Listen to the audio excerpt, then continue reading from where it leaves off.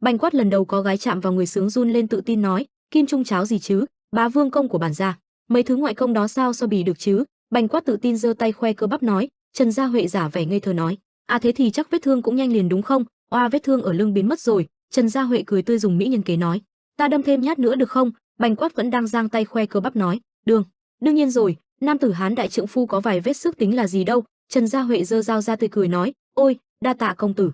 Rồi Trần Gia Huệ dứt khoát rạch một đường vào bắp tay trái đang giơ lên của Bành Quát, rồi Trần Gia Huệ vẫn với nét mặt dâm đãng đỏ mặt tiến gần liếm máu từ vết chém vừa xong. Bành Quát đau nhưng sung sướng lúc nãy lấn át lý trí rồi hắn kêu trong vui sướng, a. Triệu Huy chứng kiến cảnh này giật mình rồi quay đi nói, nhanh đi làm việc thôi, ở đây nữa chắc ta thần kinh mất. Trương Nhất Long thấy cảnh nhức mắt cũng đáp, ta cũng thấy vậy đó.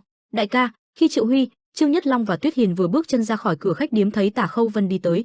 Tả Khâu Vân với gương mặt có chút lo lắng ngập ngừng nói, có xảy ra chút vấn đề. Triệu Huy hỏi, vấn đề ư, sao vậy? Tả Khâu Vân giải thích, lần trước ta có nói muốn đầu tư vào thương hội đúng không? Thế nên ta có về nói chuyện với gia đình và đại ca ta đã đích thân tới đây rồi. Triệu Huy tò mò, đại ca. Lúc này có một nam nhân đi đến, người đó chính là Gia Cát anh ta phong thái đĩnh đạc hành lễ nói, rất vinh hạnh được gặp các vị. Tại hạ Gia Cát Anh, nội viện chủ của Gia Cát thế gia. Triệu Huy tươi cười nhưng mà thầm nghĩ, có hèn nhát quá không vậy, đầu tư có 2 vạn vàng mà sợ tới mức phải mang nội viện chủ tới đây để chào hỏi sao? Triệu Huy vừa đi về phía xe ngựa Thiên Vân nói, vậy ngươi đưa đại ca đi nhìn ngắm xung quanh đi, hôm nay ta hơi bận nên xin phép. Tả Khâu Vân đáp, vâng, ta biết rồi. Triệu Huy nói tiếp, vậy thì. Lúc này Gia Cát Anh ngắt lời, Triệu Huy thiếu hiệp. Triệu Huy lịch sự nói, xin thứ lỗi, hôm nay ta có nhiều việc cần lắm nên để lần sau chào hỏi thì hơn. Gia Cát Anh ra dáng một trí giả, vừa mở quạt ra vừa nói, điều ta muốn thấy không phải là địa điểm kinh doanh mà là hội trưởng đại thương hội Triệu gia kìa, ta sẽ không cản trở gì đâu, mong công tử có thể cho phép ta đồng hành. Triệu Huy nghĩ thầm, đúng là một người phiền phức, nhưng vẫn lịch sự đưa tay mời Gia Cát Anh lên xe nói, ta hiểu rồi, mời công tử lên xe. Gia Cát Anh cũng tươi cười đáp lại rồi lên xe theo. Khi vừa ngồi xuống xe Thiên Vân, Gia Cát Anh vào xe ngồi xuống rồi ngó nghiêng quanh xe như nhà quê mới lên phố. Tuyết Hiền chỉ im lặng nhìn Gia Cát Anh và đánh giá. Gia Cát Anh thầm nghĩ, xuất sắc thật, và có gì đó rất kỳ diệu. Kiểu trang trí bên trong và những thứ vật dụng tiện ích ở đây đều là những thứ lần đầu ta mới thấy. Triệu Huy ra lệnh với phu xe, xuất phát đi. Xe ngựa Thiên Vân lập tức xuất phát. Gia Cát Anh bất ngờ thốt lên, sao có thể như vậy? Anh ta thầm nghĩ, dù có là đường lớn dọc hồ Bà Dương đi nữa nhưng nó cũng là con đường đầy sỏi đá. Nhìn ra cửa sổ, rõ ràng là thấy xe chuyển động nhưng tiếng lộc cộc lại rất nhỏ, một cảm giác vô cùng khác biệt, như đang đi xuyên qua những đám mây, khác hoàn toàn với tất cả những chiếc xe ngựa ta từng đi từ trước tới nay. Triệu Huy nhận thấy phản ứng của Gia Cát Anh hỏi, sao công tử lại tỏ ra như vậy? Gia Cát Anh ngại ngùng nói, cảm giác không giống như đang ngồi trên xe ngựa. Triệu Huy giải thích, đây là sản phẩm tên Khai Thiên Vân Sa do Thiết Phường An Huy chúng ta sáng chế. Gia Cát Anh tò mò hỏi, Khai Thiên Vân Sa ư? Rồi thầm nghĩ, cái tên hợp với chiếc xe ngựa ghê. Lúc này phu xe lên tiếng, đã đến điểm đến đầu tiên. Triệu Huy bước ra đầu tiên rồi nói, xuống xe thôi. Lúc này không gian xung quanh đang rất ồn ào hỗn loạn, tại đây là quán ăn của Triệu gia, khách hàng hò hét, hắc thanh thủy, ta muốn thử hắc thanh thủy, ta cũng hắc thanh thủy, cho ta bánh báo 6 tầng và hắc thanh thủy. Triệu Huy bình thản nói với Tuyết Hiền, tiểu thư Han cấp thêm đá cho ta nhé. Tuyết Hiền đáp, vâng. Khách hàng đã có đồ ăn thì đứng trước cửa quán ăn thưởng thức rồi cảm thán, nhăm, ôi trời ơi, sao lại ngon vậy chứ. Lúc này trong quán ăn phục vụ và đầu bếp cũng đang lo lắng khi người phục vụ cấp báo, hội trưởng đến thử thức ăn. Người đầu bếp chuẩn bị đồ ăn rồi lập tức cung kính bê hắc thanh thủy và hamburger đến rồi nói, ta đã mang tới đây rồi, thưa hội trưởng. Người đầu bếp thấy ánh mắt sắc bén của Triệu Huy thì lo lắng nghĩ, hội trưởng nổi tiếng là khó tính trong việc thử thắc ăn mà, đặc biệt hôm nay còn là ngày đầu tiên thành tâm đường khai trương ở hồ Bà Dương, nếu không thông qua được nói không chừng còn bị đình chỉ kinh doanh một thời gian. Triệu Huy nhẹ nhàng đưa tay ra cầm hamburger lên từ tốn thử một miếng. Triệu Huy nhẹ nhàng từ tốn thưởng thức hamburger và uống hắc thanh thủy, rồi thỏa mãn nói, được đấy, vị không thay đổi gì. Người đầu bếp thở phào một tiếng, ha, rồi cúi đầu cung kính. Triệu Huy thầm nghĩ, thực ra mà nói thì hắc thanh thủy còn chưa so được với Coca của hiện tại nhưng cũng được phần nào rồi. Triệu Huy nói, chuẩn bị cho ta 6 suất bánh bao 6 tầng với hắc thanh thủy. Người đầu bếp vui tươi đáp, vâng, thưa hội trưởng. Lúc này Trương Nhất Long hộ tống Tuyết Hiền vừa đi cung cấp đá về. Tuyết Hiền có chút mệt mỏi, Triệu Huy đương nhiên là không để lọt khoảnh khắc rồi. Triệu Huy đưa ra một bình thuốc cho Tuyết Hiền nói, không được để thân thể bị tổn hại, uống hết cái này đi. Tuyết Hiền đưa tay ra nhận nói, đa tạ. Triệu Huy thầm nghĩ, nội công của cô ấy yếu hơn quá nhiều so với băng công xuất chúng, nhất định phải tìm được thiên băng linh cho Hàn Tuyết Hiền mới được. Sau đó người đầu bếp mang đồ ăn đã được bỏ vào túi giấy cung kính đưa Triệu Huy. Sau khi lấy được đồ ăn, Triệu Huy đi ra xe Thiên Vân rồi nói, đi thôi, chúng ta vừa đi vừa ăn trưa. Vừa lên xe, Gia Cát Anh tò mò nhìn vào túi đồ ăn hỏi, ta có thể thử trước vị của nó không? Triệu Huy nhiệt tình đưa ra nói, được công tử mời dùng. Gia Cát Anh mở lớp lót hamburger ra rồi nhìn lạ lẫm, sau đó nhẹ nhàng cắn một miếng. Vị giác bùng nổ ngay từ miếng đầu tiên. Gia Cát Anh bấn loạn nghĩ, sao lại có mùi ảo diệu vậy nhỉ? Mùi vị cay nồng kết hợp với hương lửa và vị ngọt bao quanh lưỡi. Gia Cát Anh hứng khởi ăn không ngừng và không ngừng cảm nhận hương vị điên cuồng tan ra trong miệng, cảm giác như có một cơn bão mùi vị trong miệng vậy. Rồi Gia Cát Anh thử một ngụm hắc thanh thủy. ngay lập tức cảm thán đến từ vị trí Gia Cát Anh, la, khuôn mặt thỏa mãn sảng khoái đã phá đi sự trưởng thành đĩnh đạc từ lúc đầu. Gia Cát Anh lập tức cúi đầu ngại ngùng đỏ mặt nói, thất lễ rồi. Gia Cát Anh vừa rít liên tục Hắc Thanh Thủy vừa nghĩ, trên thế giới lại tồn tại loại đồ uống như thế này sao? IKEA. Sau đó một thời gian, Gia Cát Anh đã được trải nghiệm những thứ mới mẻ từ những nơi Triệu Huy đi công việc. Cuối cùng Gia Cát Anh đã đắm mình trong sự sảng khoái của Hắc Thanh Thủy và đánh mất lý trí vào hàn băng tử do Triệu gia ủ, đặc biệt là uống Tuyết Hoa Thần Tử tới phát khóc luôn. Đâu chỉ có vậy, còn có những tài xế đang đi khắp bốn phương tám hướng của thông vận Triệu gia. Rồi nhìn số lượng xe đạp khổng lồ mà nói không nên lời nữa, đó quả thực là một thế giới mới với Gia Cát Anh khi lần đầu được tiếp xúc với phương pháp kinh doanh gia hàng như vậy. Gia Cát Anh ngạc nhiên nghĩ, món ăn ngon như thế này mà còn giao tới tận nhà nữa ư? Và đêm hôm đó, hắn ta cũng đã phát hiện ra bản vẽ thiết kế của tòa nhà 10 tầng ngay trên bàn. Gia Cát Anh sau khi nghe đệ đệ giải thích, đã viết một phong thư, phụ thân, còn là Cát Anh đây, xin phụ thân hãy gửi cho con toàn bộ số vàng mà Gia môn ta có thể huy động được trong thời điểm hiện tại. Gia Cát Anh thầm nghĩ, không, đây không phải là vấn đề đầu tư nữa, đây là một cuộc cách mạng. Rồi viết tiếp vào thư, Triệu Huy ủa thực là một kẻ đáng sợ, chúng ta phải bắt tay với hắn chứ không phải dùng thủ đoạn đối phó hắn đâu. Tạm thời con sẽ ở lại nơi này cùng với Khâu Vân để theo dõi Triệu Huy cùng những người bên cạnh hắn, con xin mạn phép nhờ phụ thân quản lý nội viện giúp con một thời gian. Nơi đầu tiên của đại thương hội Triệu gia mà con sẽ theo dõi sẽ là, sau đó Gia Cát Anh đã gửi phong thư này về Gia Cát Thế gia thật nhanh. Chỉ vì lá thư này mà giá trị đích thực của đại thương hội Triệu gia đã được truyền ra khỏi An Huy và Giang Tây, toàn bộ giang hồ đều đã biết. Bản báo cáo này đã ghi lại chi tiết toàn bộ tất cả trải nghiệm của Gia Cát Anh tại Hồ Bà Dương và ta cũng không thể ngờ rằng nó lại được mang lên tới tận bàn hội nghị của Võ Lâm Minh. Ngày hôm sau tại doanh gia Triệu, tại bàn họp Triệu Huy tuyên bố, ta sẽ đi đường ra ở Tứ Xuyên một chuyến. Trong lúc ta không có ở đây mong các vị sẽ quản lý tốt đại thương hội Triệu gia. Tả Khâu Vân lập tức phản đối, đường ra ở Tứ Xuyên sao? Họ là loại người gì chứ? Chắc chỉ bày ra cho chúng ta vẻ mặt lạnh lùng thôi chứ đừng nói gì đến Thiên Băng Linh.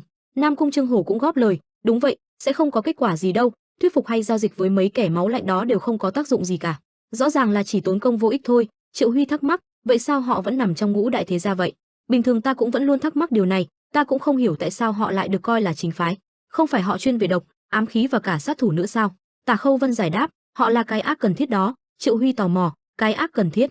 Nam Cung Trương Hổ giải thích, nhất kỷ đường ra, họ là những người bảo vệ tiền tuyến của Võ Lâm chính phái. Triệu Huy hỏi, tiền tuyến? Nam Cung Trương Hổ giải thích tiếp, họ là những người đã nhiệt huyết chiến đấu chống lại hậu nhân của Thiên Ma bao lâu nay. Tứ Xuyên đường ra, gia môn duy nhất đang đấu tranh với Thiên Ma thành.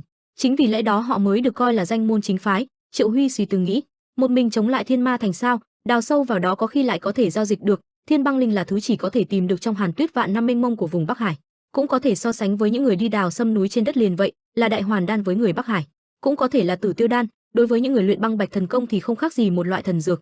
Tuyết Hiền thắc mắc, công tử định nhận biết Thiên Băng Linh bằng cách nào? Triệu Huy nói, ngươi vì chuyện băng khố nên không thể rời khỏi Hồ Bà Dương được, thế nên ta chỉ có thể đi Tứ Xuyên một mình thôi. Vấn đề là ta không biết Thiên Băng Linh nhìn như thế nào, nếu như mấy kẻ đường ra xảo quyệt muốn lừa ta, thì ta cũng chỉ có thể bị lừa mà thôi. Tuyết Hiền đáp, ta cũng không biết, người duy nhất từng thấy Thiên Băng Linh là đại ca ta. Triệu Huy suy tư, rồi nghĩ, mình làm gì có thời gian để chạy về An Huy gặp Hàn Tuyết Bạch xác nhận chứ.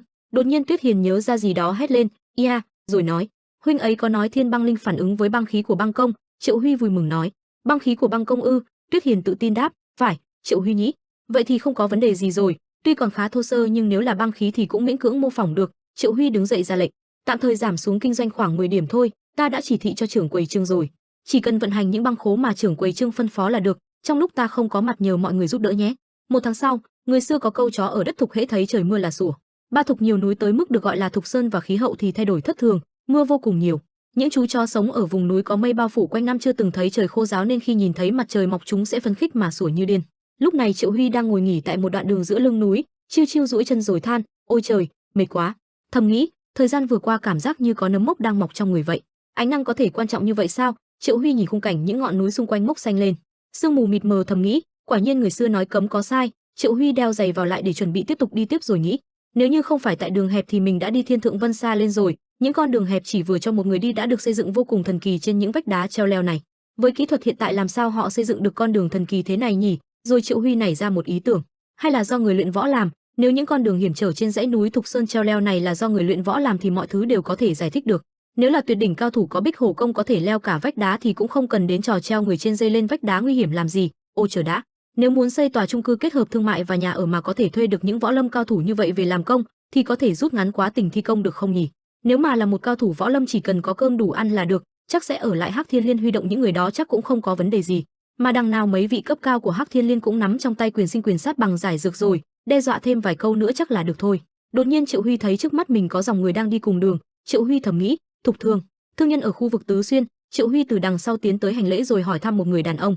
Vị đại hiệp này, người đàn ông đáp, có chuyện gì vậy? Triệu Huy mở lời, ta lần đầu đặt chân lên đất Thục, đúng lúc nhìn ngó xung quanh thì thấy thương đoàn của đại hiệp đi qua nên mới nhanh chân chạy lại chào hỏi thôi, nếu như không thất lễ thì ta có thể làm khách cùng đồng hành được không? Người đàn ông nói, muốn làm khách của thương đoàn thì nộp 10 lượng bạc là được. Triệu Huy ngạc nhiên, 10 lượng bạc? Người đàn ông quay đi nói, nếu không có 10 lượng bạc thì chúng ta không nhận đâu. Triệu Huy nhăn mặt nghiến răng nghĩ, trời ạ, xem mấy tên ăn cướp này đi, sợ người ta không biết mình là người làm ăn à? Triệu Huy đưa tay vào túi áo làm vạt áo lộ ra thanh kiếm bên hông thầm nghĩ, thôi thì coi như phí dẫn đường vậy. Người đàn ông nhìn thấy thanh kiếm lập tức đổi thái độ, ra là người trong giang hồ à? Thất lễ rồi, ta đã nhận tiền nên sẽ nhận thiếu hiệp làm khách, nhưng sắp tới Thiết Huyết Cốc rồi, ta có thể nhờ thiếu hiệp giúp đỡ được không? Triệu Huy thắc mắc, Thiết Huyết Cốc, đó là nơi nào vậy? Người đàn ông ngạc nhiên, các hạ không biết Thiết Huyết Trang sao? Triệu Huy hỏi tiếp, Thiết Huyết Trang? Người đàn ông giải thích, là bọn họ tự xưng là Thiết Huyết Trang thôi chứ thực tế là Thiết Huyết Trại, là một sơn trại nằm ngay lối vào Thục Sơn với ác danh vang xa. Triệu Huy dõng dạc nói, không phải nơi này do Tứ Xuyên Đường gia quản sao? Sao không nhờ họ giúp đỡ? Người đàn ông nói, Đường gia không làm việc với những thương nhân như chúng ta. Triệu Huy hỏi tiếp, không phải Đường gia cũng kinh doanh à? Người đàn ông nói tiếp, khi Đường gia mua đồ từ thương nhân cũng chỉ cử người đại diện đi mua thôi, rất hiếm khi người của Đường gia đích thân ra mặt. Triệu Huy ngạc nhiên há hốc mồm thốt, à, thầm nghĩ, không thèm giao dịch với cả những người cùng sống trên đất Tứ Xuyên này sao? Phong tỏa cũng phải có mức độ thôi chứ, thế này có phải là hơi quá rồi không? Triệu Huy hỏi tiếp, Đường gia không có cửa hàng kinh doanh nào sao? Nếu không có thì làm sao duy trì gia môn được? Người đàn ông đưa tay ra dấu cắt cổ nói, chúng ta đương nhiên không biết họ làm gì để duy trì gia môn rồi, mà có muốn biết cũng chẳng được, bởi vì bất cứ ai vô cớ vướng vào chuyện của Đường gia thì đều chết bất đắc kỳ tử hết. Triệu Huy bất ngờ rồi nói, chết hết sao? Người đàn ông đen sầm mặt nói, những kẻ đi rêu rao khắp nơi về chuyện của Đường gia thì đều mất tích hết, không có vật chứng, nhưng sự thật là vậy thì biết phải làm sao? Triệu Huy thầm nghĩ, đây là đặc điểm điển hình của một nhóm người thống trị đám đông bằng sự sợ hãi, giống như phương pháp của những người cầm quyền ở Bắc Triều Tiên. Triệu Huy đanh thép nói, đúng là những kẻ đáng thất vọng, nhưng dù sao trên danh nghĩa vẫn là một trong ngũ đại thế gia của võ lâm chính phái, làm sao có thể thờ ơ với cuộc sống của lương dân thế này chứ? Sao lại có thể chấp nhận cho những kẻ không biết thỏa hiệp thế này được mang danh chính đạo vậy? Người đàn ông hoảng hốt nói, trời ơi, cái người này. Người khác đi gần đấy cũng hốt hoảng nói, cẩn thận lời nói đó. Triệu Huy khó chịu nghĩ, Đường gia là Voldemort chắc? Triệu Huy kiên định nói tiếp, ta có nói gì sai sao? Những kẻ được coi là thế gia nhưng lại không chăm lo cho binh lính của thương nhân bản địa, chỉ biết tự mình hưởng lạc, thì làm gì có tư cách nhắc tới hai chữ nghĩa hiệp. Chính phái thì đâu thể như vậy được. Người đàn ông sợ hãi nói, hừ hừ, rồi nghĩ, dám cả gan sỉ nhục Đường gia như vậy, đúng là người từ nơi khác tới. Đột nhiên ngay lúc này có một tia sáng lóe lên từ không trung, đó là một thanh phi dao bay xuyên qua dòng người và bay thẳng tới Triệu Huy. Nhưng Triệu Huy lúc nào cũng cảnh giác cao độ, lập tức nhẹ nhàng bắt được phi dao, chỉ với hai ngón tay kẹp lấy mũi phi dao, rồi một bóng người xuất hiện trên con đường trước mặt mọi người. Người đàn ông với khuôn mặt dữ tợn xuất hiện tiến tới nói, quả nhiên là miệng lưỡi sắc bén, cũng khá đây chứ. Người đàn ông vừa nói chuyện với Triệu Huy lập tức lo lắng sợ hãi hét lên, Đường gia. Rồi tất cả những người khác lập tức quỳ gối dập đầu xuống đường, đồng loạt nói, tham kiến quý nhân Đường gia. Theo thông tin của Tả Khâu Vân về Đường gia, trước khi xuất phát tùy theo chức cấp mà các võ sĩ ngoại viện đã khắc lên võ phục từ 1 đến 7 con độc xà, và các võ sĩ nội viện là từ 1 đến 7 con độc long. Người khác 7 con độc long là thế gia chủ của Đường gia, nhưng thật khó để đếm xem có bao nhiêu con độc long trong bộ võ phục mà lão nhân trước mặt mình đang mặc. Lão nhân này không lẽ là giả mạo? Trong giang hồ có những người được gọi là bán hào, là những kẻ làm ra vẻ là cao thủ từ những tin đồn vớ vẩn. Khuôn mặt Triệu Huy có chút khó chịu, tuy chỉ là phỏng đoán có lẽ đúng hoặc sai, nhưng việc phải chờ đợi khiến cậu ta rất khó chịu. Triệu Huy thầm nghĩ, nhưng nếu coi lão nhân trước mặt này là một bán hào thì thật kỳ lạ. Thật ngứa tay vì cơ thể mình có thể cảm nhận được một sự khác lạ phát ra từ lão già này. Mình cũng muốn tấn công phủ đầu nhưng cần phải suy xét cái đã. Xung quanh lão già trước mặt Triệu Huy tỏa ra khí thế bừng bừng, những dòng năng lượng phát ra ánh quang mà mắt thường không thể nhìn thấy đang bao bọc lấy không gian xung quanh. Triệu Huy lại nghĩ, hơn nữa khí thế, đấu khí và độc khí sắc bén đó là khí thế khó thấy ở người bình thường, nhưng mà nếu thật sự là người của Đường gia, hàng chục con độc xà và độc long kia là gì vậy? Lẽ nào hắn ta có chức vụ cao hơn cả thế gia chủ của Đường gia sao? Dù sao cũng là sát thủ tới giết mình rồi. Suy nghĩ chợt tắt, con mắt Triệu Huy liền lóe lên ánh xanh dương, lập tức cơ thể cậu ta như thiểm điện cứ thế mà biến mất. Đối thủ của Triệu Huy bỗng phát giác ra người trước mặt ông ta không hề tầm thường, cho nên tay ông ta đã rút một con dao găm, tư thế ông ta vô cùng chắc chắn. Cái tay cầm dao kia liền đâm thẳng về phía trước. Phập, tiếng va chạm giữa kiếm của Triệu Huy với dao găm của lão già đó vang lên, cát bụi xung quanh bay tứ tung. Sau một đòn trực diện đó, cơ thể Triệu Huy như phân thân ra thành 3 bản sao khác, mỗi bản sao lại có những nhát kiếm thuộc về riêng bản thân nó.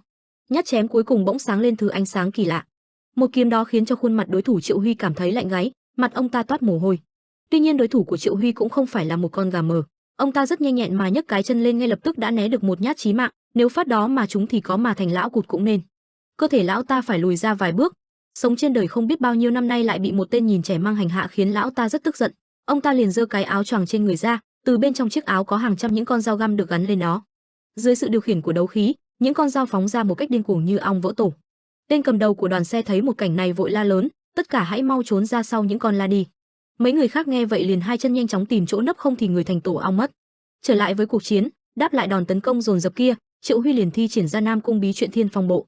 Cơ thể cậu ta như cơn gió, tay Triệu Huy cầm kiếm rồi cơ thể cậu ta xoay thành hình tròn rồi từ đó tạo thành một cơn lốc xoáy. Với chiêu thức này của Triệu Huy, đòn tấn công của lão già kia đúng như gặp khắc tinh, có bao nhiêu con dao khi chạm vào cơn lốc đó liền rụng xuống như sung. Bên trong cơn lốc, Triệu Huy cũng rất vất vả khi chống lại hàng trăm thậm chí ngàn con dao. Con mắt Triệu Huy lại lóe lên, rồi khi lão già kia đang mất tập trung thì ngay lập tức một kiếm đã chém thẳng xuống.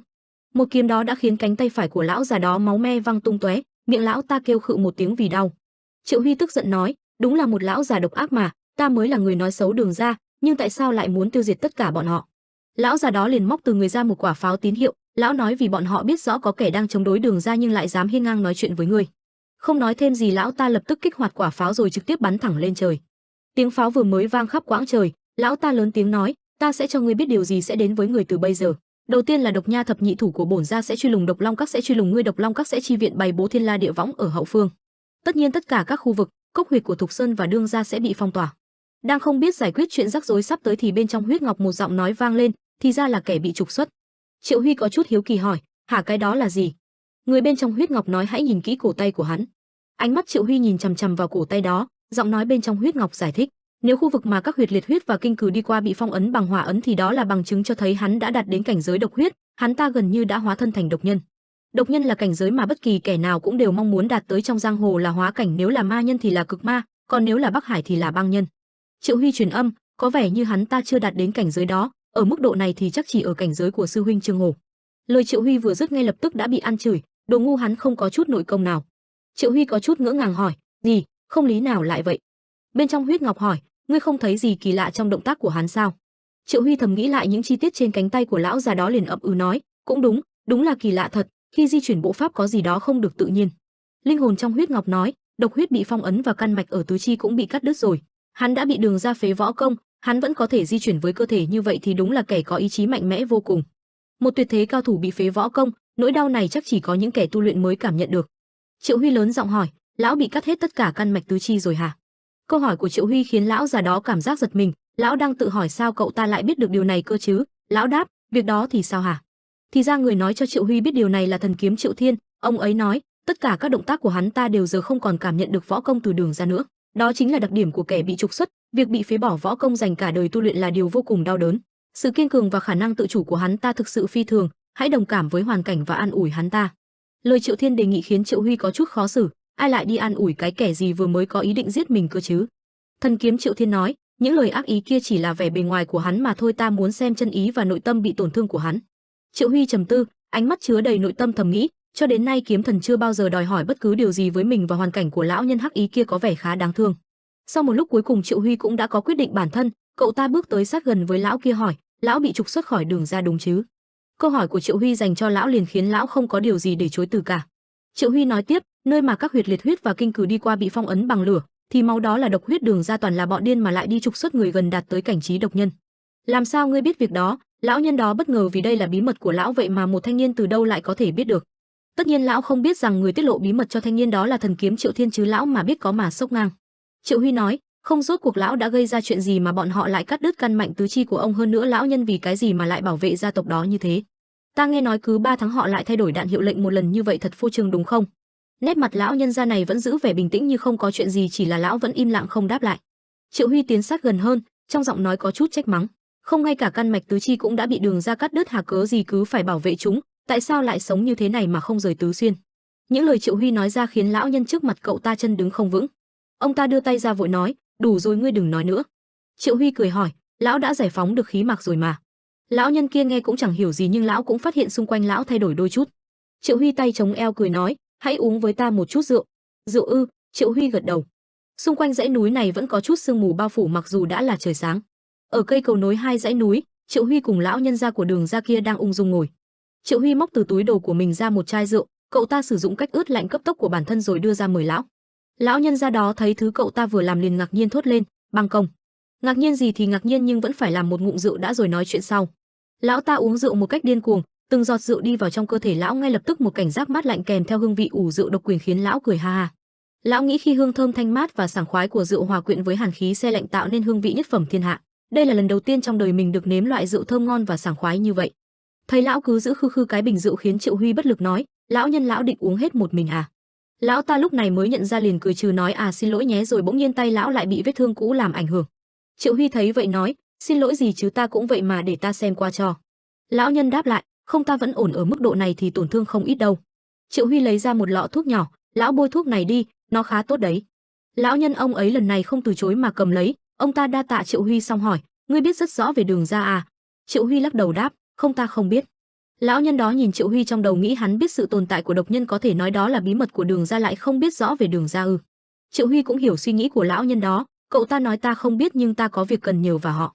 Triệu Huy nói mục đích chính là cần Thiên Liên băng tinh. Thiên Liên băng tinh là nguyên liệu dùng để chế tạo diệt hồn độc nổi tiếng trong tam thần khí của Đường gia. Lập tức lão nhân ra thấy thứ Triệu Huy cần liền lắc đầu nói, có lẽ là không được đâu. Tại sao vậy? Triệu Huy hỏi. Lão nói thời xưa người liều lĩnh thách thức với độc bích cắt đứt gân và căn mạnh của Tam Nam, thậm chí phong ấn cả độc huyết, chính là tổ phụ của thế gia chủ hiền. Lời lão ta nói khiến Triệu Huy cảm thấy chấn động một phen, nét mặt hết sức khó coi. Triệu Huy tự nhủ trong lòng, nếu biện minh là để thu hồi bí thuật của môn phái thì có thể hiểu cho việc phong ấn độc huyết và căn mạch tứ chi, nhưng tại sao lại cắt cả gân tứ chi, việc đó khác gì triệt cả đường sống chứ? Quá tức giận với hành vi đó, Triệu Huy không kiềm chế được mà chửi thật là bọng người khốn khiếp. Lão nhân ra bên cạnh liền cau mày, gân trên mặt nổi hết cả lên, định mắng Triệu Huy nhưng mà lại thu lại lời. Triệu Huy thấy tính tình lão ta tức giận thì tự hỏi, bị đẩy vào tình thế như thế vậy mà lão còn luyến tiếc gì bọn người Đường gia kia, mà hễ mình chửi họ là lão lại tức giận.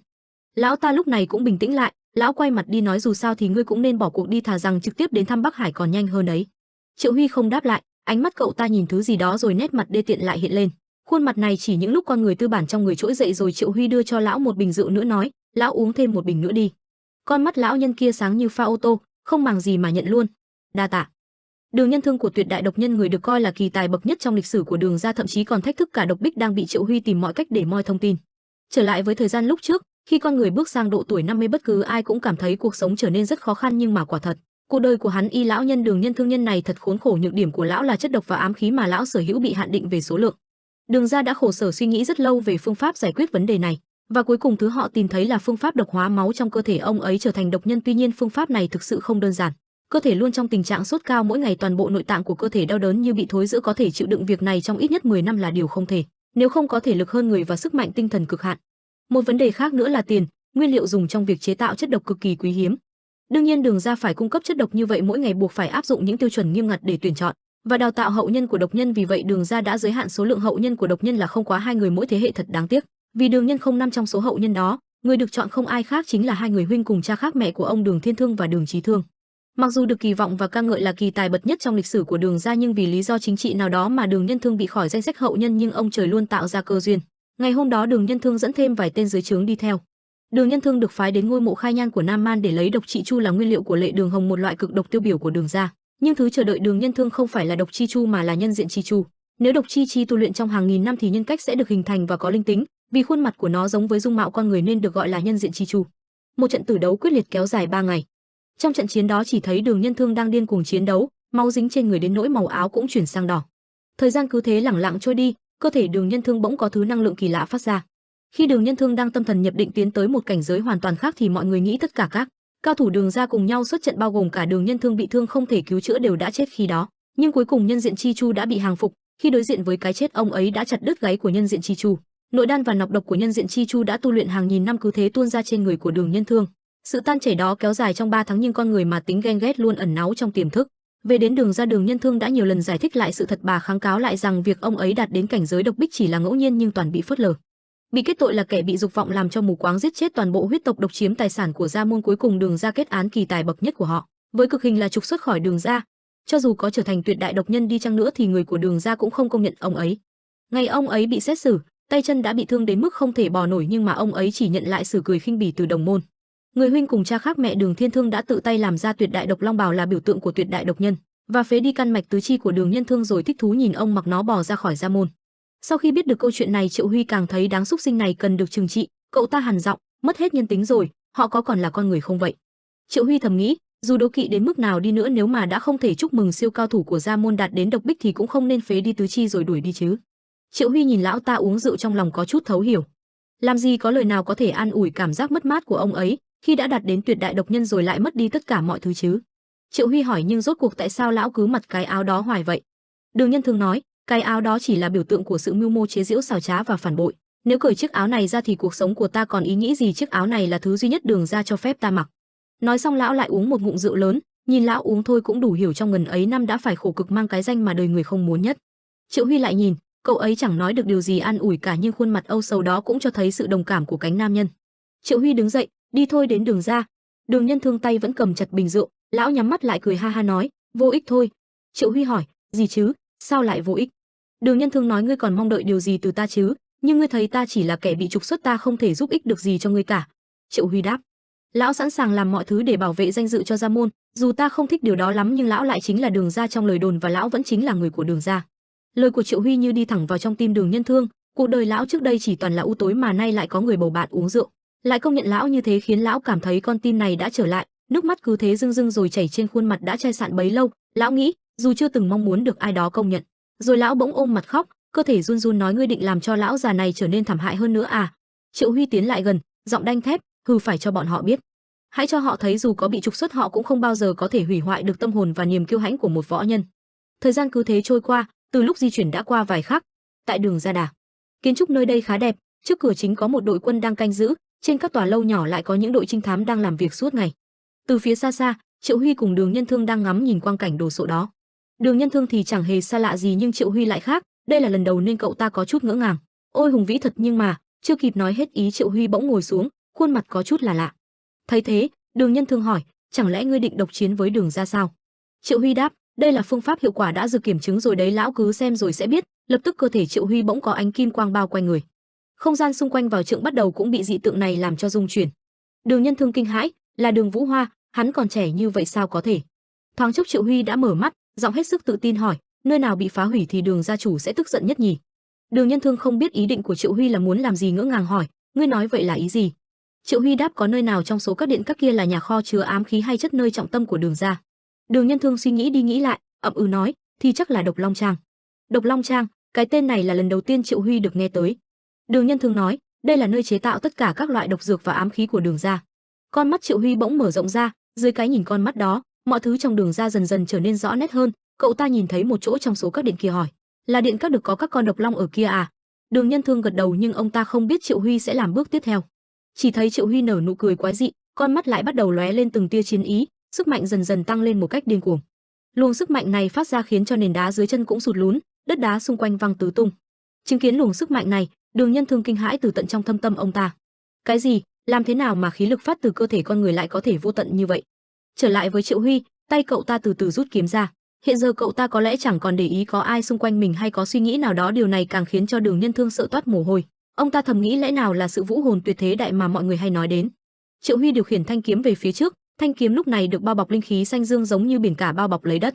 Kiếm ý này có tên là Ý Hình Chi Đạo Dĩ Khí Ngự Kiếm Thuật. Triệu Huy dùng tay đẩy mạnh vào chuôi kiếm, một tiếng ầm giống như pháo nổ vang lên, theo đó thanh kiếm cũng phóng về phía Đường gia mà không hề có sự phát giác. Phía trên của một tòa lầu có hai thủ hạ của Đường gia sửng sốt khi chứng kiến một thanh kiếm lạ đang bay tới, bọn chúng vội vàng nói, thanh kiếm đó ở đâu ra? Ngự kiếm thuật. Thương Khung Vô Nhai kiếm. Lập tức thanh kiếm tạo thành một cơn lốc bao bọc xung quanh và rồi chuyện gì đến cũng đã đến. Độc Long Trang chỉ đúng một kiếm duy nhất đã tan thành mây khói, tất cả mọi thứ bên trong đều bị phá sạch. Chứng kiến một cảnh hoành tráng như thế, Đường Nhân Thương thầm nghĩ, hạ cảnh giới mà trong mơ mình cũng chưa từng nghĩ tới, tuyệt đại độc nhân, liệu chàng trai này đồng cảnh giới đó không? Trở lại với bên trong Đường gia, một kiếm đó đã cắt tòa Độc Long Trang thành từng khúc, mọi thứ rơi xuống mặt nền đều tạo thành những vụ nổ. Đám người trong Đường gia lúc này chạy toán loạn vì chúng chẳng biết vì sao lại thành ra như này, chỉ biết kêu la trong sự thất vọng. Đường Nhân Thương đứng bên trên thầm nghĩ, nhưng khoái cảm đang nở rộ trong lồng ngực mình là thế nào đây? Lúc này chỉ thấy Đường Nhân Thương xuất hiện những điệu cười trên khuôn mặt, trông rất đê tiện. Từ bên trên, thanh kiếm lúc trước Triệu Huy đánh ra đang quay về với tốc độ xé gió hướng chỗ cậu ta một cách nhanh chóng. Bắt lấy thanh kiếm, Triệu Huy nói với Đường Nhân Thương, ta đã xử lý xong Độc Long Trang, tiếp theo là nơi quan trọng nào đây? Đường Nhân Thương cứ đứng nhìn Triệu Huy, khuôn mặt đã xuất hiện vài giọt mồ hôi, thầm nghĩ, ta không thể tin tất cả những điều này là thần uy của con người, đây là tuyệt đại cao thủ, liệu có phải là sức mạnh thực sự của hắn không?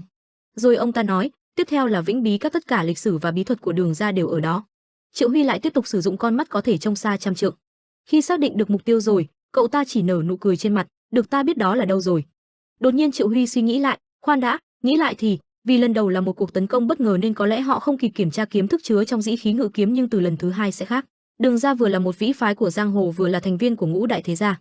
Từ giờ trở đi họ sẽ phòng bị cho cuộc tấn công và cuối cùng bọn họ sẽ tìm ra kiếm lực của Nam Cung chứa trong Triều Ca Thiết Kiếm, việc này là tự chuốc lấy rắc rối không cần thiết. Tuy nhiên lượng nội công, tinh thần lực và ý niệm tiên tốn để dùng kiếm thức của Thiên Kiếm Lưu là khác nhau nên không thể kéo dài được. Triệu Huy suy tư, vậy thì khó thật. Chiến lược đàm phán sau khi phản công bằng dĩ khí ngự kiếm là con đường tắt để đạt được mục tiêu nhanh nhất, hiệu quả mạnh mẽ đó đã được chứng minh ở Giang Tây. Nếu họ không giao ra Thiên Băng Linh mình sẽ tiếp tục đe dọa phá hủy Điện Các. Liệu bọn họ có thể chịu đựng được không? Tuy nhiên nó khác với thời Hắc Thiên Liên. Nếu tấn công cùng với võ công của Ngũ Đại Thế Gia thì không thể mở rộng võ công của Nam Cung Thế Gia, thật tiếc nhưng phương pháp này không thể sử dụng ở Tứ Xuyên thêm được nữa. Rồi Triệu Huy cất kiếm lại than một tiếng, Đường Nhân Thương tò mò hỏi, ngươi sao vậy? Triệu Huy chán nản nói, không có gì, lão hãy giới thiệu cho ta một khách điếm ở gần đây đi. Đường Nhân Thương nói, khách điếm à? Triệu Huy lấy lý do nói, ta muốn nghỉ ngơi điều chỉnh lại suy nghĩ. Cũng trong lúc này tại quân sư bộ của Võ Lâm Minh, tổng quân sư của Võ Lâm Minh Gia Cát Sán Huy Chư Cát Sán Huy đang đọc một báo cáo với khuôn mặt khó hiểu thốt lên, tên điên này, ông ta thầm nghĩ, bảo đi ngăn cản tên tiểu tử Khâu Vân kia giờ lại thành ra đồng tình theo nó luôn. Như vậy vẫn chưa đủ, nó còn bỏ mặc chức vụ quan trọng nội viện chủ và không thèm quay lại Giang Tây nữa. Tên nhãi cát anh này thật là, Gia Cát Sán Huy tối sầm mặt tức giận nghĩ, còn gì mà, hãy gửi tất cả tiền vàng của Gia môn đến Giang Tây chứ.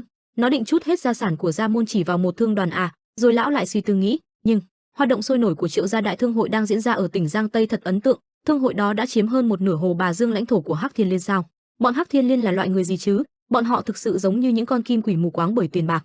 Những kẻ như vậy không đời nào có thể chia sẻ lợi ích của họ một cách dễ dàng được, điều đó có nghĩa là họ đối xử đặc biệt với hội trưởng của Triệu gia đại thương đoàn. Dù đó là nhờ thực lực hay đàm phán, nếu không có động cơ mạnh mẽ nào đó để lay động các lãnh đạo của Hắc Thiên Liên thì tuyệt đối sẽ không có chuyện như vậy. Huống hồ còn gia tộc Nam Cung nữa, rõ ràng là Triệu gia đại thương hội là thương đoàn được Nam Cung hậu thuẫn. Nếu nội dung trong lá thư này là sự thật thì có nghĩa là Nam Cung Thế Gia đã vượt qua An Huy và chiếm một nửa Giang Tây bằng sức mạnh của Gia môn hay sao? Ông ta tức giận nắm nát tờ báo cáo nghĩ, nếu cứ như vậy thì Nam Cung không còn là Thế Gia nữa mà trở thành Nam Cung hội hoặc Nam Cung Minh mất. Đây là vấn đề nghiêm trọng nằm ngoài tầm kiểm soát của mình. Gia Cát Sán Huy mở lời hỏi một quân sự dưới trướng, tin tức về Ẩn Phong linh chủ thế nào rồi? Người quân sự đáp, vẫn chưa có tin tức gì cả. Gia Cát Sán Huy sầu đời nghĩ, tại sao mọi thứ lại loạn thế này? Rồi lão ta quyết đoán đứng dậy đập hai tay lên bàn nói, ta sẽ đến điện Minh chủ một chuyến. Lúc sau tại Đường gia, cạnh tòa lầu vừa bị phá hủy, đệ tử Đường gia đã được tập hợp lại để cảnh giác xung quanh. Thái thượng gia chủ Đường Thiên Thương, Đường Thiên Sang băn khoăn hỏi, là thuốc nổ à? Gia chủ Đường gia Đường Vũ Hổ. Đường Vũ Hổ bình tĩnh nói, nếu là thuốc nổ thì sẽ để lại vết tích nhưng đây lại không tìm thấy. Đường Thiên Thương nói, không phải là thuốc nổ ư? Lão vuốt râu suy nghĩ, nếu không phải là thuốc nổ mà có thể tạo ra sức công phá trong một cú đánh như vậy thì chỉ có thể là cương khí. Nếu vậy thì có nghĩa là ma đầu giáo chủ của Thiên Ma Thành đã xông vào, nhưng làm sao mà không có một ai phát hiện ra kẻ thù? Cho dù là ma đầu có ma công cao đến mức nào hắn không thể ra vào nơi được phòng thủ triệt để như thế này, kẻ thù bên trong ư? Kể từ đời của bổn gia thì chưa phát hiện thêm tên gián điệp nào. Lão mở lời hỏi, thiệt hại bao nhiêu? Đường Vũ Hổ đưa tay ra nhẹ nhàng nói, không đáng kể, dù sao thì các chất độc được bào chế hoàn thành đều được bảo quản trong bình thép bạc, còn lại chỉ là vài chai độc thủy dự trữ để chế tạo lệ đường hồng đã bị vỡ, chỉ cần xây lại Độc Long Các là được. Đường Thiên Thường ra lệnh, trước tiên hãy tập trung tất cả độc chủ của gia môn lại. Đường Vũ Hổ phản đối, nếu có gián điệp thì phải bí mật xử lý, con sẽ tự lo liệu việc này. Đường Thiên Thương khó chịu nói, ngươi dám chống lại mệnh lệnh của phụ thân? Đường Thiên Thương trầm lặng nghĩ, kẻ vô đạo đức. Khi còn trẻ phụ thân đã nhẫn tâm bắt đệ đệ của mình mặc tuyệt đại độc long bào bò trước mặt các cao thủ của Đường gia. Sau khi lên được vị trí gia chủ, những hành động nhẫn tâm của ông ấy cũng không thay đổi gì, luôn có suy nghĩ hẹp hòi và soi mói hạ nhân. Hơn nữa ông ấy còn không quan tâm đến việc của Nguyên lão viện, mà chỉ vùi đầu vào việc nuôi giấu vợ lẽ và tự ý sử dụng tài sản của gia môn một cách độc đoán. Cuối cùng Đường Thiên Thương bị Nguyên lão viện buộc phải từ bỏ chức vụ gia chủ của gia môn, trở thành gia chủ có thời gian tại vị ngắn nhất trong lịch sử Đường gia. Vì sợ ông ấy tự ti, Đường gia đã phong cho ông một chức vị danh dự là Thái thượng gia chủ, nhưng ông ấy lại đã cư xử như một vị vua. Đường Vũ Hổ khó xử nói, người lãnh đạo gia tộc làm sao có thể tùy tiện nghi ngờ những thuộc hạ và huyết tộc một cách công khai được? Lòng trung thành và tinh thần của những người đi theo gia môn sẽ bị lung lay. Đường Thiên Thương ngu xuẩn hách dịch chửi, tên đần này, giữa Thanh Thiên Bạch Nhật lại có kẻ dám phá vỡ phòng bị và tấn công gia môn đấy. Nếu cứ bỏ qua và không giải quyết ổn thỏa thì chuyện như thế này sẽ tiếp tục xảy ra bất cứ lúc nào. Nếu sợ ảnh hưởng danh tiếng của huyết tộc và hậu họa của Nguyên lão viện mà làm hỏng việc thì làm sao ngươi xứng đáng là gia chủ hả? Đường Vũ Hổ khó chịu giận dữ trong lòng nghĩ, mình không thể chịu đựng sự nhúng tay phụ thân về quyền uy của gia chủ thêm được nữa. Đường Vũ Hổ lấy từ áo ra một vật gì đó rồi kiên quyết nói, không được, ta không cho phép triệu tập các độc thủ bằng ngũ độc lệnh. Hóa ra Đường Vũ Hổ là gia chủ nên có sở hữu ngũ độc lệnh ấn, có quyền lực cao nhất trong gia tộc. Đường Thiên Thương ngu lâu khó đào tạo mắng, thằng ngạo mạn này, ngươi dám chống đối phụ thân ngươi bằng ngũ độc lệnh hả? Đệ tử của Đường gia bàn tán xôn xao, ngũ độc lệnh quái gì hả? Việc ngươi mặc độc long bào Đường gia lại đi làm trái ngũ độc lệnh thì chẳng khác nào phủ nhận mình không phải là người Đường gia. Thấy phản ứng của Đường Thiên Thương, Đường Vũ Hổ lập tức kiên quyết ra lệnh, bắt Thái thượng gia chủ lại.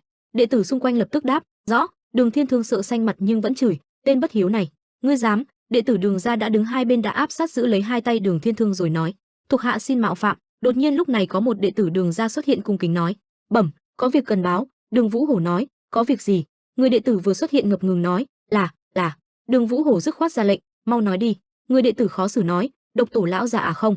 Đường Nhân Thương đã tìm đến." Đường Thiên Thương nghe xong tức giận tối sầm mặt mũi chửi: "Độc tổ ư? Ngươi dám gọi kẻ bị trục xuất kia là độc tổ? Ngươi xem thường vị thế và phép tắc của Đường gia sao?" Người đệ tử báo cáo lập tức nói: "Thuộc hạ sai rồi, xin hãy cho thuộc hạ tội chết." Đường Thiên Thương giận dữ dồn nội lực vào tay phải rồi nói: "Được, ta sẽ đích thân cho ngươi thấy phép tắc của Đường gia là như thế nào." Đường Vũ Hổ thấy ông ta đã không còn bị bắt nên khó chịu nghiêm mặt nói: "Còn không nhanh bắt ông ấy lại." Đệ tử Đường gia lập tức đáp: "Tuân lệnh." "Rõ." Rồi lập tức hai người hai bên khóa chặt hai cánh tay của Đường Thiên Thương. Đường Thiên Thương tức giận chửi rủa: "Bọn khốn các ngươi dám động vào bổn tọa, dám xúc phạm thái thượng gia chủ này sao? Việc bọn mày phải làm ngay bây giờ là đuổi kẻ bị Đường gia trục xuất đang gây rối kia đi. Bỏ ra, bỏ ta ra." Đường Vũ Hổ lạnh lùng nói: "Con sẽ đi gặp thúc phụ." Đường Thiên Thương hốt hoảng nói: Cái gì?" Rồi lão sợ sệt hạ giọng nói: "Gia chủ, chuyện này thật vô lý, làm sao ngươi có thể đưa kẻ bị trục xuất vào trong sân của gia môn được chứ?" Đường Vũ Hổ ra lệnh cho đệ tử vừa báo cáo: "Nhanh đưa thúc phụ vào đây." Người đệ tử lập tức đáp: "Rõ." Sau đó Đường Nhân Thương dẫn Đường Triệu Huy tiến vào. Trên đường đi Đường Nhân Thương hoài niệm quá khứ, liên tục nhìn hai bên xung quanh vì lão đã rất lâu không được trở lại. Lão ta nhớ lại, điện nham thảo cắt đôi sườn đồi và trồng toàn cỏ độc, nền mộc nghiễm nơi những độc thủ trở về sau khi luyện độc công và tiêu độc cơ thể bằng yên khí. Từ đám rêu mọc dưới bóng tường cho đến những bông hoa dại nhỏ nở rộ bên dưới, cả thập kỷ đã trôi qua nhưng tất cả mọi thứ của gia môn vẫn còn nguyên vẹn. Nơi mà ngay cả trong giấc mơ ta cũng nhớ đến. Sau đó Đường Nhân Thương và Triệu Huy đã tiến tới nơi Đường Vũ Hổ đang đứng và Đường Thiên Thương đang bị bắt lại. Đường Vũ Hổ ngập ngừng nói: "Thúc phụ." Đường Thiên Thương đang bị bắt giữ cũng độc mồm nói: "Xem bộ dạng của ngươi kìa, ngươi nghĩ đây là đâu mà lại dám tìm đến hả?" Đường Nhân Thương bình tĩnh nói: "Đây chính là cái áo mà huynh đã may cho đệ mà, làm sao đệ có thể cởi chiếc áo tượng trưng cho tình huynh đệ được?" Đường Thiên Thương câm nín rồi Đường Nhân Thương nói tiếp: "Hôm nay đệ không đến đây với tư cách là thân tộc của Đường gia."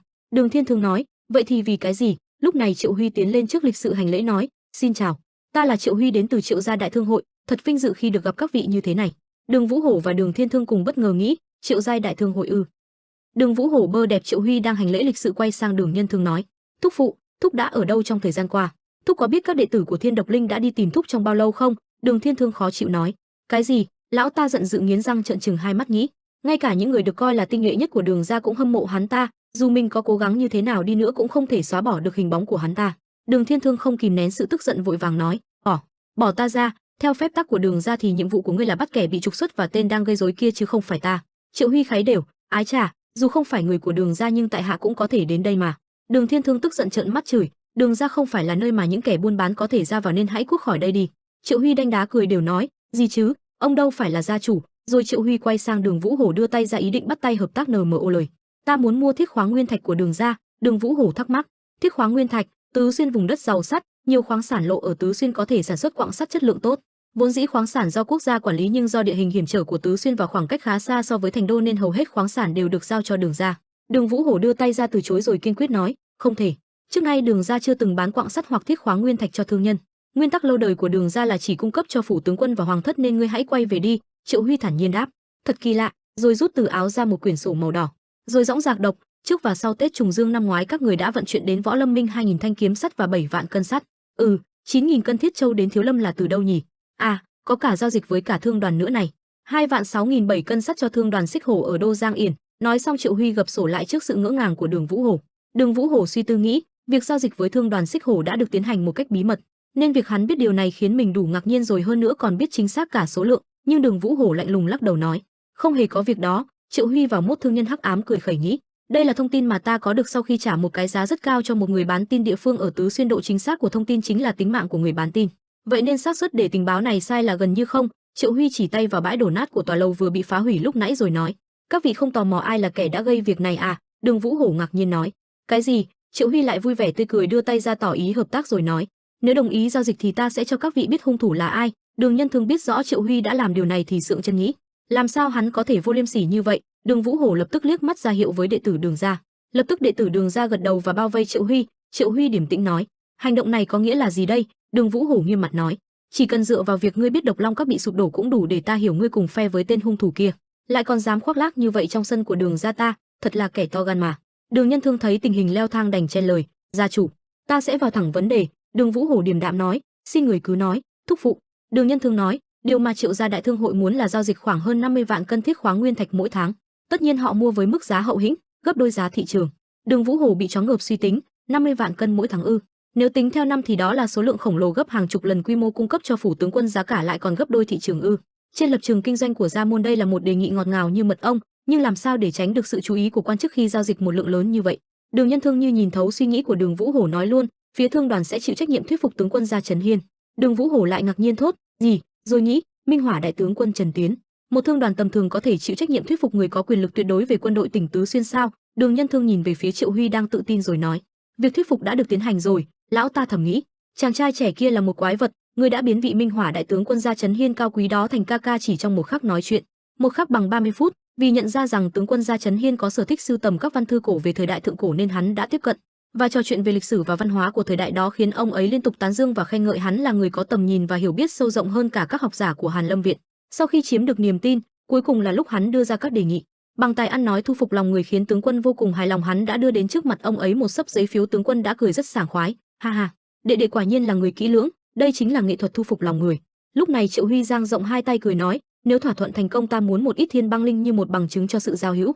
Đường Vũ Hổ tức giận tối sầm mặt nghĩ, thiên băng linh là báu vật thiên cổ, trên lập trường của Đường gia nó là thành phần độc dược quý giá được quản lý chặt chẽ vì số lượng rất hiếm. Lý do hắn đề cập đến thiên băng linh chỉ vì danh xưng minh chứng cho sự giao hữu.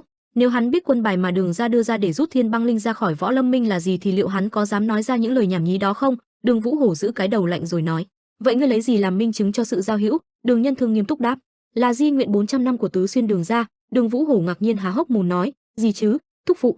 Đường Nhân Thương nghiêm túc đôi mắt tràn đầy oán hận nói, là diệt tan Tứ Xuyên chi bộ Thiên Ma Thành. Đó chính là minh chứng cho sự giao hữu mà Triệu gia đại thương hội sẽ trao cho Đường gia. Đường Vũ Hổ hoảng hốt không tin nói, người điên rồi, nếu những thứ đó có thể tạo ra từ sức mạnh của kẻ buôn bán. Trong suốt thời gian đằng đẵng 400 năm qua, máu của Đường gia đổ xuống vì cái gì chứ? Triệu Huy nói, con người chuyển động dựa trên danh phận và tín niệm. Triệu Huy chỉ tay ra ngoài tường thành của Đường gia rồi nói, thánh giáo tập trung tại Tứ Xuyên chi bộ, danh phận và tín niệm của các ma giáo đồ là gì? Tứ Xuyên chi bộ Thiên Ma Thành không thực hiện bất kỳ hoạt động kinh tế nào mà chỉ duy trì quyền lực lặng lẽ. Tại sao họ có bổn cứ chính là ở Tân Cương, nhưng lại hao phí sức mạnh to lớn của mình trong suốt 400 năm nằm chờ ở vùng đất Tứ Xuyên xa xôi này, nếu mà không mang lại lợi ích gì thì có lý không? Tất cả bọn họ đều biết rõ nhưng ai cũng phớt lờ đi. Đường Vũ Hổ kiên định nói, cái mà họ đang chờ đợi là tái lâm. Họ tin rằng thiên ma sẽ quay trở lại bất cứ lúc nào sau ánh tà dương của Tứ Xuyên. Đối với họ, Tứ Xuyên là căn cứ đầu nào cho việc quyền thổ trùng lai giúp thiên ma tái lâm. Đó là sự tín niệm đổi bằng máu. Triệu Huy nói tiếp, nhưng tại sao căn cứ đầu não đó lại là Tứ Xuyên mà không phải là Thanh Hải? Để tiến vào Trung Nguyên thì Thanh Hải giáp với Cam Túc có lợi thế hơn nhiều so với Tứ Xuyên, nơi chỉ có núi cao và vực sâu hiểm trở trải dài khắp tứ phương hay sao? Triệu Huy kiên quyết nói, dù là các ma giáo đầu phải cam chịu việc xung đột với người của Võ Lâm Tây Tạng, tại sao họ lại quay lại Tây Tạng xa xôi và lấy lại Tứ Xuyên làm nơi căn cứ đầu não? Tại sao chứ? Đường Nhân Thương đã nói ra sự thật phũ phàng, đó là do Tứ Xuyên Đường gia yếu hơn so với Côn Lôn của Thanh Hải. Đường Vũ Hổ bất ngờ nói, thúc phụ. Triệu Huy giải thích, không, phải nói chính xác hơn chứ. Đó là vì Cửu phái mạnh hơn Ngũ đại thế gia. Nếu các ma giáo đầu tấn công Côn Lôn thì các môn phái đạo giáo tôn sùng thiên đạo và tiên đạo, tức là bọn người Võ Đang, Nga Mi, Hoa Sơn sẽ cùng nhau đứng ra tấn công lại họ. Khi đó ma giáo chỉ có thất bại mà thôi. Trái lại, ai sẽ là người đứng ra giúp đỡ Đường gia trong Ngũ đại thế gia khi ma giáo tấn công đây? Gãi đúng chỗ ngứa khiến cho Đường Vũ Hổ cứng họng không nói nên lời. Triệu Huy lại lần nữa hành lễ nói, ta sẽ giới thiệu lại, ta là Triệu Huy, phụng công phụng sự cho Đại Nam cung thế gia, xin được bái kiến gia chủ. Đường Vũ Hổ lại một lần nữa bị sốc nghĩ, đó là thân phận thật sự của hắn. Kẻ mà vừa nãy còn là con buôn lẻo mép, làm thế nào mà khí phách của một người có thể thay đổi nhanh chóng đến vậy? Nhưng hắn nói đúng, Thiếu Lâm, Võ Đang, Hoa Sơn, Côn Lôn, Nga Mi, Không Động, Trung Nam, Thanh Thành, Hành Sơn, tất cả các môn phái trên tạo thành Cửu phái đều thuộc các trường phái Phật môn hoặc đạo môn có lịch sử và truyền thống lâu đời. Lịch sử và truyền thống tôn sùng đạo giáo, ý thức đồng nhất và đoàn kết của họ sâu sắc và bền chặt đến mức Ngũ đại thế gia không thể so sánh. Nếu Côn Lôn của Thanh Hải bị Thiên Ma Thành trà đạp thì Võ Lâm Minh và Cửu phái sẽ liên kết đứng lên. Ngược lại Tứ Xuyên Đường gia sẽ như thế nào? Chỉ là một chính phái sử dụng độc và ám khí. Tuy không hề nói trước mặt vì sợ uy danh của Đường gia, nhưng biết đâu chừng họ đang thì thầm bàn tán sau lưng. Hơn nữa Ngũ đại thế gia còn thế tục và hám danh lợi hơn nhiều so với Cửu phái, tâm lý cạnh tranh với nhau về danh dự thiên hạ đệ nhất gia lớn hơn sự đoàn kết cường lực. Nhưng người phụng sự cho Nam cung kia lại đưa ra lời đề nghị liên kết với Đường gia. Sau khi suy nghĩ một hồi, Đường Vũ Hổ bình tĩnh nói, người có sẵn sàng đổ máu cùng bọn ta chỉ để đổi lấy Thiết Khóa Nguyên thôi ư? Liệu ta có thể tin điều đó không? Tất nhiên việc ngươi phụng sự cho Nam cung thế gia cũng là điều đáng ngờ. Triệu Huy thở dài nói, ngài hay bị lừa lắm à? Ây, tại sao người lại không tin ta phụng sự cho Nam cung thế gia nhỉ? Ta là phụng công thật mà. Đường Vũ Hổ hỏi, ngươi có bằng chứng gì không? Triệu Huy nói, bằng chứng ư? Triệu Huy vuốt cằm suy nghĩ, cái gì chứng minh mình là phụng công nhỉ? Lẽ nào ông ta muốn mình giao ra danh thiếp? Rồi Triệu Huy rút từ trong áo ra Thương Thiên kiếm bài nói, đây là Thương Thiên kiếm bài của Nam cung. Đường Vũ Hổ phản bác, Thương Thiên kiếm bài chỉ là biểu hiện của sự thiện chí và mối thâm giao chứ không thể dùng làm chứng cứ cho chức vị phụng công được. Triệu Huy nghe xong nghiêm mặt nói, vậy ta phải làm thế nào thì chứng minh được? Đường Vũ Hổ sắc bén nói, nếu ngươi có thể cho ta diễn kiến qua thanh kiếm của đế vương. Triệu Huy lạnh lùng nói, được thôi, ngài đồng ý thử đấu võ chứ? Đường Vũ Hổ vận nội công màu xanh lá đặc trưng của Đường gia, màu xanh ngọc bích trông đẹp mắt nhưng lại kịch độc. Đường Vũ Hổ nghiêm túc nói, không tồn tại thứ gọi là thử trong bí kỹ của Đường gia, ngươi có dám đương đầu với nhuệ khí tất sát của Đường gia không? Triệu Huy cười mỉm thầm nghĩ, cũng đúng, làm gì có chuyện những kẻ chuyên dùng chất độc và ám khí lại tỷ võ như bình thường. Lúc này Đường Nhân Thương mở lời nhắc nhở, gia chủ chắc sẽ dùng Đường gia tam thần khí. Đường Vũ Hổ ngạc nhiên nói, Đường gia tam thần khí? Đường Vũ Hổ nghĩ, diệt hồn độc, viêm hỏa thiên bạo dũng, ám thiên ngự khí đao thuật, người có thể tự do điều khiển ba loại tam thần khí này của Đường gia được gọi là ám vương. Đường Nhân Thương và Đường Vũ Hổ bốn mắt nhìn nhau nghiêm túc, rồi Đường Nhân Thương nói, quả nhiên, ta không thể đạt đến cảnh giới độc nhân chỉ vì chú tâm đến ám thiên, nếu không long độc của diệt hồn sẽ không hoàn hảo, nên ngoại trừ điều này ta chấp nhận gia chủ dùng nhị thần khí. Đường Vũ Hổ ánh mắt khó tin nghĩ, chàng trai này giỏi đến vậy ư? Đường Vũ Hổ tay cầm thần khí của Đường gia, vũ khí này rất giống với quyển trục nhưng có lỗ ở giữa, trên đó còn khắc một số hình tiết hoa văn. Đường Vũ Hổ nghĩ thúc phụ không phải là người ăn nói tùy tiện, nếu thúc ấy đã khăng khăng về nhị thần khí thì chàng trai này hoàn toàn có thực lực đó. Nghĩ xong, ông ta liền gắn nhị thần khí lên cánh tay phải, đây chẳng khác nào một cái ám khí mà đám sát thủ hay dùng cả.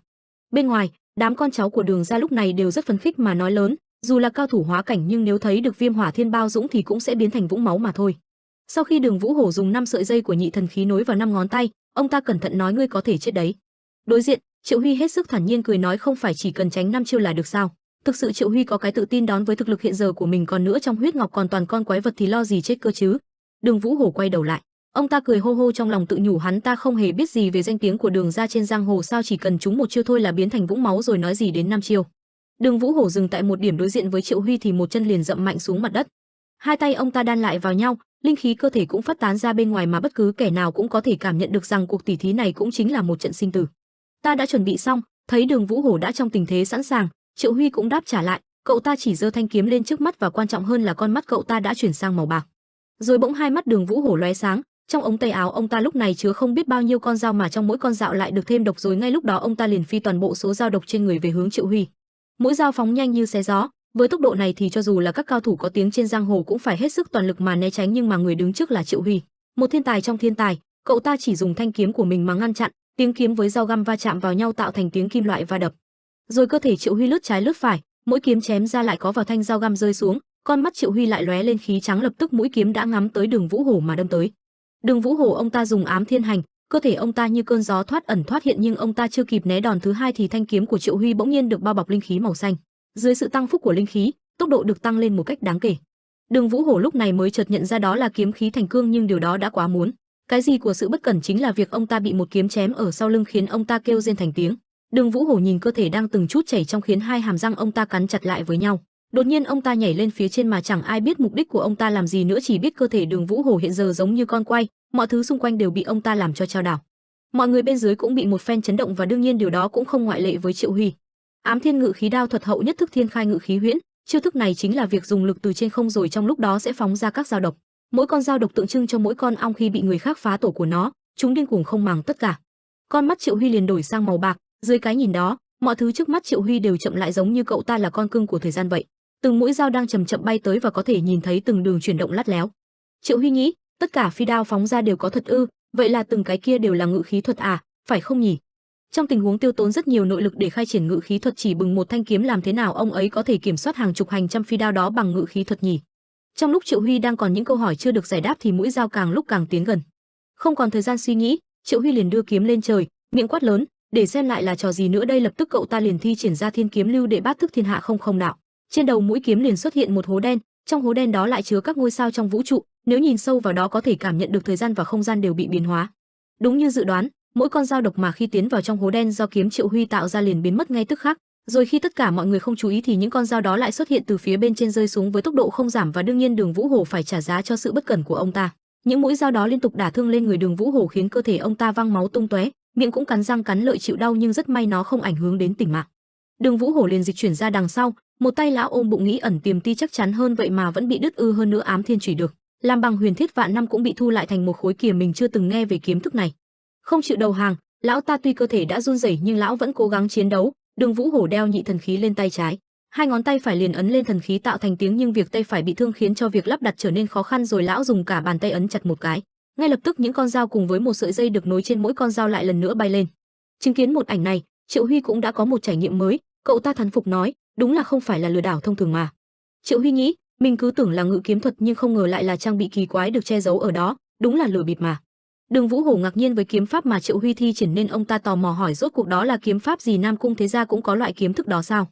Hả, chiêu thức gì? Triệu Huy cũng ngạc nhiên với câu hỏi vì cậu ta dùng chiêu có bao giờ nhớ đâu. Đường Vũ Hổ nhớ lại từng chi tiết những tinh tú, những đường kiếm huyền ảo, trong lòng vừa bội phục vừa kinh ngạc, nói đây là lần đầu tiên trong đời ta gặp được võ nhân có thể chặn được Mãn Thiên Hoa Vũ thế này, rốt cuộc thanh kiếm đó là gì? Lời Đường Vũ Hổ vừa dứt, Triệu Huy không kìm được mà thốt lên, người vừa nhắc đến Mãn Thiên Hoa Vũ ư? Quả thực danh tiếng đó rất vang dội. Sức mạnh của chiêu thức này thậm chí còn mạnh hơn cả Hắc Thiên Đại Sát, là võ công gần như đã đạt đến cảnh giới vô ngã. Triệu Huy cũng đáp lại câu hỏi của Đường Vũ Hổ, đây là võ công từ kiếm chủng. Hai chữ kiếm chủng này thật sự nó quá xa lạ với hầu hết cả võ giả trên thế gian, có lẽ trong lịch sử chắc người biết đến trên đầu ngón tay và Đường Vũ Hổ không biết là điều đương nhiên. Triệu Huy nói, sư phụ của tại hạ là kiếm thần. Nhắc tới kiếm thần, Đường Vũ Hổ càng bất ngờ hơn bao giờ hết, ông ta ngạc nhiên có lẽ hậu nhân của kiếm thần vẫn còn tồn tại trên thế gian này. Trong đầu Đường Vũ Hổ thì kiếm thần là một nhân vật vang danh trong giới võ lâm nhưng từ lâu đã không còn tung tích. Hắn ta là đệ tử của kiếm thần thật ư? Chắc chắn kiếm thuật của ông ấy đặc biệt đến mức có thể gọi là kỳ sự của giang hồ. Kiếm chiêu uy mãnh như nuốt chửng mọi vật ở trong không gian uy áp đó, thậm chí huyền thiết vạn năm cũng hóa thành sắt vụn, vậy ở nơi có người đó sẽ như thế nào? Đường Nhân Thương đứng một bên, cơ thể không hiểu vì sao run rẩy mà mắt thường có thể nhìn thấy được, giọng điệu hết sức cẩn thận hỏi, ngươi là đệ tử của kiếm thần? Triệu Huy quay sang, cậu ta nói, sao lão lại xem vào lúc ta đang đấu võ, đây là lúc để hỏi mấy cái đó à? Đường Nhân Thương cái tay vội dùng cử chỉ, miệng nói, không, trông ông ta hiện giờ giống như con nít đang xen vào chuyện người lớn vậy. Ngươi nói ngươi là hậu duệ của kiếm thần? Với câu hỏi này của Đường Vũ Hổ, Triệu Huy lần nữa khẳng định đúng vậy, trong con mắt trắng đó cũng đủ cho thấy lời của cậu ta chắc như đinh đóng cột. Khí thế Triệu Huy lần nữa tỏa ra, con mắt bạc, khí lực xung quanh tản mát ra khiến cho mọi người đứng bên cạnh cảm thấy khó thở. Chứng kiến luồng uy áp này, Đường Vũ Hổ tự nhủ trong lòng, sự tồn tại khủng bố đó còn hơn cả đại giáo chủ của Thiên Ma Thành mình đã đánh đổi máu thịt cả đời mới có thể đạt đến đỉnh cao của hóa cảnh, làm sao ở độ tuổi đó hắn ta có thể đạt đến cảnh giới huyền thiên hóa cảnh ngũ nhân tuyệt đại chi địch. Thông thường huyền thiên là cảnh giới có thể đối đầu được với năm võ nhân đã đạt đến hóa cảnh, nhưng với bí kỹ của Đường gia không thể phân loại theo cảnh giới đơn thuần. Đường Vũ Hổ nở một nụ cười quái dị, không biết ông ta đang có suy nghĩ gì cả. Ông ta nói, ta có một yêu cầu thật không nên trong trận đấu võ này, nhưng liệu ta có thể chuẩn bị lại phi đao không? Ta không muốn bỏ lỡ cơ hội ngàn vàng này. Triệu Huy nét mặt bình tĩnh hỏi, gia chủ đang nói đến cơ hội nào vậy? Con mắt Đường Vũ Hổ lại chứa đầy chiến ý, tóc ông ta cũng bay phồng lên, trong khuôn mặt đó không có sự căng thẳng nào, khí lực bên ngoài cũng bắt đầu tản ra. Ông ta nói, ta muốn kiểm tra xem liệu tuyệt thế Đường gia phi thức mà ta đã khổ luyện suốt đời có tương thông với huyền thiên cảnh giới hay không. Lời đề nghị của Đường Vũ Hổ liền bị Đường Nhân Thương đứng bên ngoài ngăn cản. Ta không rõ về việc luyện ám thiên phi thức đó ra sao, nhưng ta chắc chắn với cảnh giới của gia chủ là quá sức với việc này, hơn nữa với cánh tay bị thương đó là tuyệt không thể. Đáp lại, Đường Vũ Hổ chỉ dùng cánh tay trái của mình đặt lên tay phải, chỉ đúng một cử chỉ đẩy nhẹ thôi đã khiến tiếng khớp xương nối lại vào nhau. Tuy đau đớn hiện lên trên mặt Đường Vũ Hổ nhưng ông ta vẫn cắn răng chịu đựng. Thấy thái độ kiên quyết đó, Triệu Huy đáp được, ta sẽ chờ. Trong lúc đó, Triệu Huy tự nhủ với chính mình, quả là một ý tưởng độc đáo, thủ pháp đó kiểm soát phi đao bằng cách vận khí thông qua ẩn tiềm ti. Vì được kiểm soát bằng vận khí qua ẩn tiềm ti nên sẽ tiêu hao ít nội lực hơn, tâm lực và ý niệm khi dùng ngự khí thuật sẽ nhẹ nhàng hơn. Nhưng dù sao cũng là hàng chục cây phi đao, do đó còn phải coi thực lực thế nào đã. Quả nhiên là Mãn Thiên Hoa Vũ nên mình không thể đoán trước được nội lực truyền vào sẽ làm các phi đao đó có sức sát thương khủng khiếp tới mức nào. Đường Vũ Hổ vẫn làm cái động tác như ban đầu, hai tay ông ta lại chạm vào nhau, tuy nhiên do ống áo che đi nên chẳng nhìn thấy được gì cả. Thoáng chốc đã, đa tạ, ta đã chuẩn bị xong. Triệu Huy cũng đáp lễ, 10 ngày và thế là cuộc tỉ thí lại bắt đầu. Vì bị thương lúc trước cho nên lần này khi vừa mới vận khí, máu từ miệng Đường Vũ Hổ đã phun ra ngoài. Ông ta cắn răng mà thi triển ra Ám Thiên Ngư khí đao thuật hậu nhị thức Ám Thiên Vạn Quang Nghịch Thiên Vũ, những đao ngắn lại từ phần ống áo Đường Vũ Hổ phóng ra. Nếu xét kỹ thì chiêu thức này chẳng khác gì đệ nhất thức cả. Triệu Huy vẫn bộ dạng đó, con mắt bạc lại quan sát từng đường đi nước bước. Thoáng chốc cơ thể Triệu Huy như một cơn sóng lướt đi, vẫn là con người đó, vẫn là thanh kiếm đó, mỗi kiếm chém ra là một con đao lại ngã xuống. Đối diện, Đường Vũ Hổ lại nở nụ cười quái dị. Trong lúc Triệu Huy còn đang miệt mài chém đao thì từ cánh tay trái Đường Vũ Hổ, một thứ ánh sáng xanh được phóng ra từ nhị thần khí. Dưới sự trợ giúp của khí lực, tốc độ của nó nhanh đến mức những con đao ngáng đường nó đều bị đánh bay sang một bên, đến ngay cả Triệu Huy đang trong chiến đấu cũng không thể nào mà ngăn chặn. Và một chiêu đó đã đâm xuyên quan chân Triệu Huy khiến cậu ta kêu hự một tiếng. Từ vết thương đó, chất độc đã ngấm vào máu và rồi nó từ từ lan rộng ra gắp cả bắp chân. Lúc này Triệu Huy mới nhận ra rằng trên ám khí đó có chất độc. Sau khi Triệu Huy nhận ra rằng mình đã bị dính độc, khuôn mặt liền trở nên khó coi hơn hẳn. Cậu ta tự hỏi, kiếm thiên toàn năng chi thể bạch nhãn, lẽ nào có chuyện động vật lý nào đó mà cảm ứng không thể nắm bắt được, tức là ở cảnh giới hiện tại của mình không thể nắm bắt được tốc độ giá trị vector vật lý của ám khí đó. Tuy nhiên đó chỉ là những suy tính của Triệu Huy mà thôi, nhưng hiện giờ trước mặt cậu ta lại có hàng trăm con dao nhỏ đang phóng tới. Cơ thể dính độc dẫn tới mọi di chuyển của Triệu Huy đều chậm chạp, những đường kiếm hiện giờ chỉ mang tính chất cố gắng chống cự nhiều nhất có thể chứ chả mang lại tí hiệu quả nào. Đỡ được 3 con dao thì đã có vài con dao khác đã chém ngang qua phần vai, phần chân khiến Triệu Huy kêu rên đau đớn. Vết thương trên người Triệu Huy lại xuất hiện thứ năng lượng xanh lè đó, Triệu Huy sử dụng bạch nhãn của mình cảm nhận thì mới phát hiện trong những con đao đó cũng có độc. Thương tổn lại thêm thương tổn, không có thời gian trị thương khiến cơ thể Triệu Huy trở nên run rẩy. Từ cổ cậu ta có thể nghe thấy tiếng máu chảy ngược lên miệng và đúng như thế, ngay lập tức Triệu Huy liền phun một đống máu lớn. Trái lại, Đường Vũ Hổ nắm tay đưa ra phía trước, đầu của nhị thần khí lần nữa lại lóe lên ám khí lúc trước mà ông ta đã dùng. Nét mặt Đường Vũ Hổ vô cùng tự tin rằng ông ta sẽ hạ Triệu Huy bằng đòn này, nhưng Triệu Huy cũng không phải đèn cạn dầu. Dưới bạch nhãn Triệu Huy đã phát hiện ra nguy hiểm, ngay lập tức chân cậu ta liền nhanh chóng nhảy lên phía trên. Trong lúc bay trên không trung, Triệu Huy nghĩ không thể tưởng tượng được cơn thịnh nộ của Đường gia sẽ phát huy sức mạnh khủng khiếp thế này. Kiếm Triệu Huy lần nữa được thắp sáng, mọi mảnh vụn của cuộc chiến đều bị thanh kiếm đó nuốt vào rồi tạo thành một thanh kiếm cực kỳ lớn. Thanh kiếm này có thể sánh ngang với các tòa nhà cao tới 10 tầng. Ánh sáng bên trong nó như che cả bầu trời, nhìn rất hoành tráng. Trùng kiếm thiên hạ trọng bá, đúng như với tên, kiếm này chính là lấy sức mạnh làm chủ yếu. Triệu Huy trực tiếp xuống chỗ Đường Vũ Hổ đang đứng, kiếm với chém ra đã làm cho không gian rung chuyển, đá xung quanh vỡ thành từng mảnh nhỏ bay tứ tung. Chém một kiếm này cũng đã khiến cho thể lực của Triệu Huy cũng sắp cạn kiệt. Cậu ta từ từ hạ cơ thể xuống mặt đất, khuôn mặt mệt mỏi nghĩ, liệu có hợp với thiên hạ trọng bá. Chưa kịp nghĩ 3 giây, một bóng dáng với bộ tóc như mấy con rết bay lên từ trong đống bụi đó, và đó đương nhiên là Đường Vũ Hộ. Ông ta nhảy lên phía chỏm của một viện gần đó, điều này khiến cho Triệu Huy hết sức kinh ngạc. Nhìn ông ta không bị tổn thương tí nào, Triệu Huy mới quan sát kỹ lập tức phát hiện dưới, lẽ nào đó là điên rồi, ông ta gắn thuốc nổ vào chân và sử dụng nó như một tên lửa định làm người sắt hay gì. Đường Vũ Hổ không hề có ý định dừng lại, ông ta lại điều khiển những con đao trong ống tay áo một lần nữa. Vẫn là khung cảnh đó, một người điều khiển hàng trăm con đao độc lại hướng về chàng thanh niên kia. Hàng trăm con đao độc như xé gió mang phóng tới, thậm chí lần này Đường Vũ Hổ còn dùng những sợi tơ trắng, điều đó làm cho việc đao độc có một quỹ đạo bay vô cùng quỷ dị. Đứng trước hàng trăm con đao đó, cơ thể Triệu Huy vẫn đang cầm kiếm đương đầu, nhưng cậu ta đang run rẩy. Đến cánh tay phải cầm kiếm cũng chẳng thể nhấc nổi thanh kiếm đó lên, trong đầu tự nói, thua rồi, nhưng đây mà gọi là trận quyết đấu tay đôi giữa võ nhân à, dùng đến cả chiêu Viêm Hỏa Thiên Bạo Dũng và trang bị luôn ở chân quá khốc liệt mà. Khi Triệu Huy còn đang chết lặng trong những suy nghĩ, phía bên kia, Đường Nhân Thương chứng kiến cảnh tượng đó trong lòng chứa đầy cảm nhận. Truyền thuyết về Ám Vương chính là thế này đấy, đây chính là Đường gia, chính là những chiêu thức chứa đựng độc khí cùng những năm tháng tàn khốc đã ngăn chặn các ma giáo đồ trong suốt 400 năm đằng đẵng, nhìn đi thất võ tọa nào dám coi thường Ám Vương bất chấp sự chỉ trích mạnh mẽ của giang hồ, cho đó là võ công dựa vào khí vật. Ám Vương đã bảo vệ bí kỹ của Đường gia đến cùng, áp đảo luôn cả cảnh giới huyền thiên cùng với kiếm pháp của kiếm thần. Lần nữa Đường Nhân Thương ông ta lại khóc, cái khóc này chính là khóc cho niềm kiêu hãnh, khóc cho sự tin tưởng tuyệt đối. Trong cuộc chiến kia, Triệu Huy vẫn đang đứng đó, ánh mắt cậu ta từ từ nhắm lại rồi chợt nhiên con mắt bạc đó thay thế bằng ánh mắt của thần. Chính là xác kiếm thần Triệu Thiên đã chiếm lấy cơ thể của Triệu Huy. Triệu Huy cũng hết sức ngạc nhiên vì kiếm thần lần nữa lại dùng cơ thể cậu ta để bảo vệ cậu ta trong thời khắc then chốt. Trước con mắt của kiếm thần Triệu Thiên, mọi đao độc như bị thời gian ngưng lại. Ông ấy cười hô hô nhủ, sau khi trải qua những năm tháng vô nghĩ trong Nghĩa Thiên Huyết Ngọc, ta cứ tưởng rằng bản thân đã vô cảm với thất tình lục dục, nhưng khi thấy hình ảnh ngươi không thể sử dụng hết năng lực của bản thân, khiến trái tim cuồng nhiệt của ta lại dao động, mãn thiên hoa vũ của Ám Vương Đường ra trong khoảnh khắc vô cùng tuyệt vọng đó trùng kiếm, và bộ pháp né tránh vô dụng đó của ngươi chẳng có tác dụng gì cả, dù đã nằm trong dự đoán những việc như hôm nay một ngày nào đã sẽ xảy ra, cảnh giới có được của ngươi vẫn chưa được củng cố, cuối cùng lại bị thất bại trước uy lực của Ám Vương, một trong những nhân vật truyền thuyết của giang hồ. Sau khi nhắn nhủ với Triệu Huy, công việc của Triệu Thiên hiện giờ chính là ngăn chặn những đao độc trước mắt kia. Cầm kiếm trên tay, năng lượng từ người Triệu Huy tỏa ra giống như đám khói trắng bao quanh cơ thể. Vết độc trên người cũng từ từ tan biến mất, rồi một tầng tinh vân với hàng chục những ngôi sao lớn nhỏ hiện lên. Thần kiếm Triệu Thiên dùng kiếm vẽ thành một đường tròn, ngay lập tức liền xuất hiện ra một vòng xoáy màu đen, trong đó lại ẩn chứa càng vì tinh tú, trông không khác gì hệ ngân hà. Triệu Huy ở bên trong chứng kiến cũng phải há hốc mồm với độ hoành tráng cùng thủ pháp quái dị này. Trở lại với cuộc chiến giữa kiếm thần và Đường Vũ Hổ, lúc này những thanh đao do Đường Vũ Hổ điều khiển chúng đã bị tầng kết tinh màu đen trước người kiếm thần Triệu Thiên ngăn chặn lại. Mọi người chỉ thấy Triệu Huy một tay đưa kiếm đã dễ dàng phản kích lại, tiếng đao rơi xuống mặt sân kêu choang choảng, lại một đường kiếm giống như một dải lụa, nó uốn éo trông chẳng khác nào một dòng nước do con người điều khiển cả. Những thanh đao kia cũng như bị cuốn theo dòng chảy đó. Chứng kiến cảnh tượng đó, Triệu Huy hỏi kiếm thần, tại sao kiếm kỹ của ta luôn hướng tới sự hoàn mỹ và mạnh mẽ? Từ xa xa nhìn vào cuộc chiến, người ta chỉ nhìn thấy một dải lụa đen đang uốn éo, độ cao lên đến vài trượng, và trong dải lụa đó những thanh đao độc kia đang không ngừng bị nó đánh bay lên. Trong lúc đó, kiếm thần Triệu Thiên nói, ngươi phải ra tay trước để khống chế tình hình, chiếm được lợi thế, đừng dùng mắt mà tránh ám khí đó, hãy cảm nhận sự di chuyển của nó trong không khí. Kiếm thần điều khiển cơ thể Triệu Huy, một tay cầm kiếm lên trời, thanh kiếm hiện giờ đang không ngừng hấp thụ những năng lượng từ trời đất. Những vì sao nhỏ cũng theo đó tiếp thêm năng lượng cho thanh kiếm, nhìn Triệu Huy hiện giờ trông không khác gì là một kiếm thần đang tái hiện.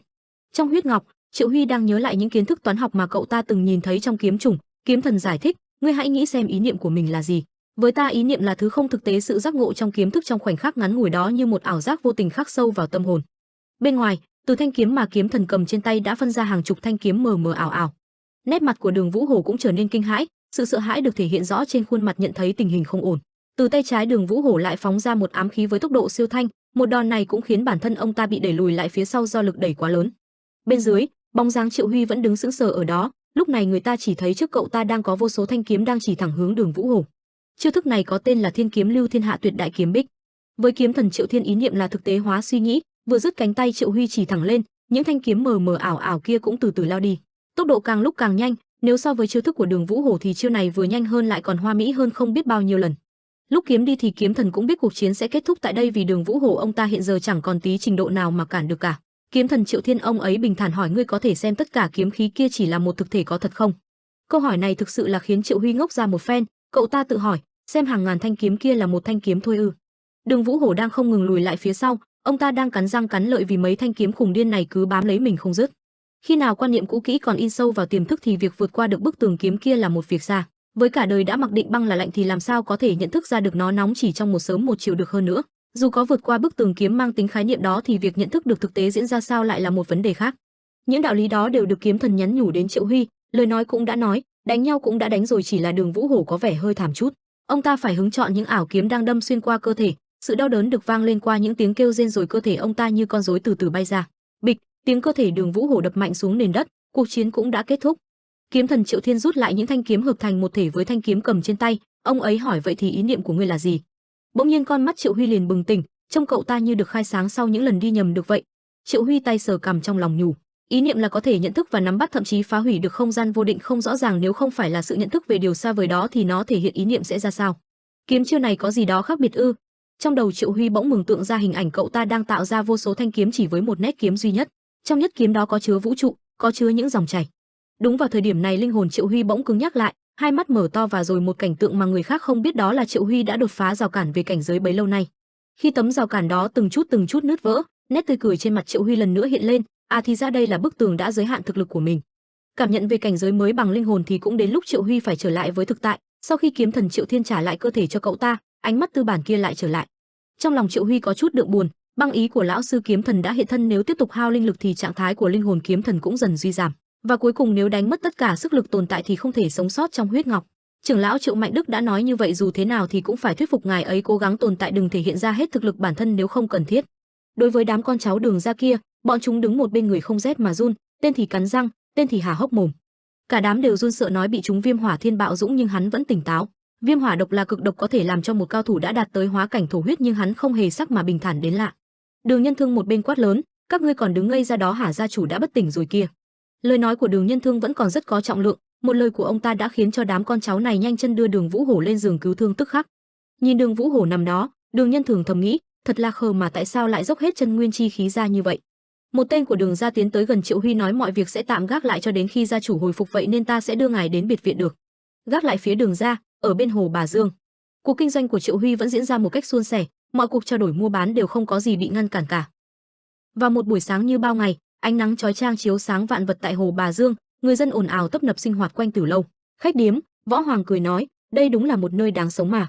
Giáo ủy Đan Bạch Vũ hộ tống Vũ Hoàng đi dạo từng nơi. Võ Hoàng nói, nơi mà vừa nào nhiệt và người dân lại vừa thân thiện lại là địa phận của Liên, lãnh thổ của tà phái. Lúc này có một nhân viên của Triệu Huy tiếp đón niềm nở mở lời, cho hỏi các vị đang đi đâu vậy. Võ Hoàng hỏi, ngươi là ai? Người nhân viên kính cẩn nói, tại hạ là Trương Nhất, nhân viên sở thuộc bộ phận vận xa của Triệu gia thông vận, phía sau là chiếc xe bình thường của Triệu gia dùng để chở khách tham quan. Võ Hoàng thắc mắc, bộ phận vận xa, nhân viên sở thuộc. Người nhân viên rút từ trong người ra một tấm bản đồ rồi mở ra và niềm nở nhiệt tình nói, tại hạ sẽ phục vụ ngài với giá rẻ. Đến khu vực được màu xanh dương ứng với 50 văn tiền thiết, khu vực màu xanh lục là 1 lượng ngân tử, khu vực màu đỏ là 2 lượng ngân tử.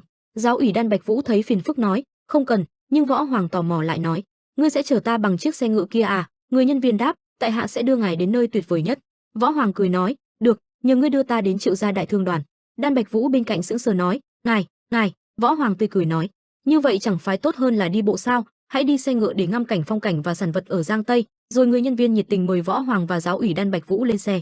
Đương nhiên là người nhân viên không biết hành khách của mình là ai rồi. Xe ngựa thong thả đi qua các hàng quán trên phố. Võ Hoàng sờ vào phần ghế ngồi rồi vui vẻ nói, ha ha, chiếc xe ngựa này thật là thoải mái nhỉ. Trương Nhất nhiệt tình lập tức đáp, đây là lần đầu tiên ngài đi xe vận xa nhỉ? Vận xa là đặc sản nổi tiếng của An Huy và Giang Tây, đây là sản phẩm mà Triệu gia đại thương đoàn rất tự hào. Võ Hoàng thoải mái cười. Hưu, giáo ủy Đan Bạch Vũ nhìn thấy Võ Hoàng thoải mái thì mỉm cười nghĩ, một người luôn nhìn ra hậu viên với đôi mắt mệt mỏi vì chính vụ, giờ lại nở nụ cười rạng rỡ như vậy. Sau một khoảng thời gian Trương Nhất tươi cười nói, thưa ngài, đến nơi rồi. Võ Hoàng ung dung thoải mái đưa tiền nói, Đây là một lượng. Trương Nhất đưa hai tay ra đón lấy kính cẩn nói, đa tạ, hẹn gặp lại các vị lần sau. Lúc này Võ Hoàng và Đan Bạch Vũ từng bước tiến tới cổng chính Đại Thương hội Triệu gia tại Hồ Bà Dương. Bành Quát đang ngồi suy sụp thất thần tại cửa lớn, Võ Hoàng đi gần đến thì cảm thán, HM. Rồi lão nghĩ, trông rất quen, nếu khuôn mặt kia mà mập lên một chút, cơ bắp rắn chắc hơn một chút nữa thì. Sau khi suy luận, Võ Hoàng nói, Bành Quát thiếu hiệp. Bành Quát lúc này nhìn như chết trôi, khuôn mặt tái nhợt mệt mỏi cuồng thâm như gấu trúc nói, ai đấy? Đan Bạch Vũ bất ngờ nhận ra rồi nói, không phải là Bành thiếu hiệp đây sao? Rốt cuộc thì thiếu hiệp đã gặp phải họa gì mà lại ra nông nỗi này? Ôi trời, vết thương trên tay kia là sao vậy? Lúc này Bành Quát nhìn như suy dinh dưỡng, gầy nhom ốm yếu, đứng dậy nhìn xem ai nói, rồi lập tức hành lễ nói, không có gì cả, rất hân hạnh được bái kiến giáo ủy Đan. Đan Bạch Vũ thắc mắc nói, nhưng ta được biết sắp tới sẽ có một sự kiện lớn ở Hà Bắc, vậy thiếu hiệp sao lại ở đây?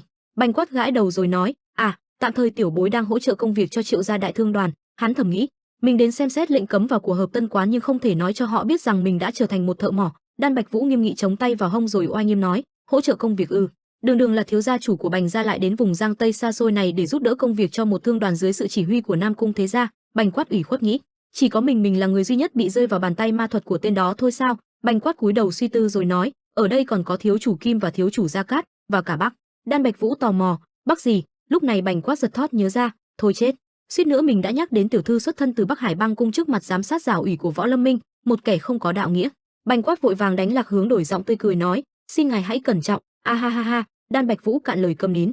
Rồi Bành Quát tò mò nhìn Võ Hoàng rồi hỏi, nhưng vị quý nhân này là? Đan Bạch Vũ tiến lại gần nói nhỏ, đừng có ồn ào, đây là Minh chủ. Bành Quát giật mình lắp bắp nói, Minh chủ. Bành Quát thầm nghĩ, là người tranh đấu vị trí thiên hạ đệ nhất kiếm với Tử Hà kiếm thánh của Hoa Sơn, là đạo nhân nổi tiếng được mệnh danh là chân nhân trong suốt một thế hệ của võ đang, người được gọi là bầu trời của chính phái, thượng đỉnh của thất võ tọa, Thanh Vân chân nhân Vũ Hoa, lão nhân có dáng người nhỏ bé kia, là minh chủ của Võ Lâm Minh, người thâu tóm một nửa giang hồ và phía Bắc Trường Giang, chính là Vũ Hoàng của đương thời ư? Dáng vẻ khom lưng kia, có vẻ như cầm kiếm cũng khó khăn nhỉ? Bành Quát thất thần nghĩ, nếu mình đánh một chưởng chắc ông ta ngất mất, rồi nhận ra mình hơi vô lễ.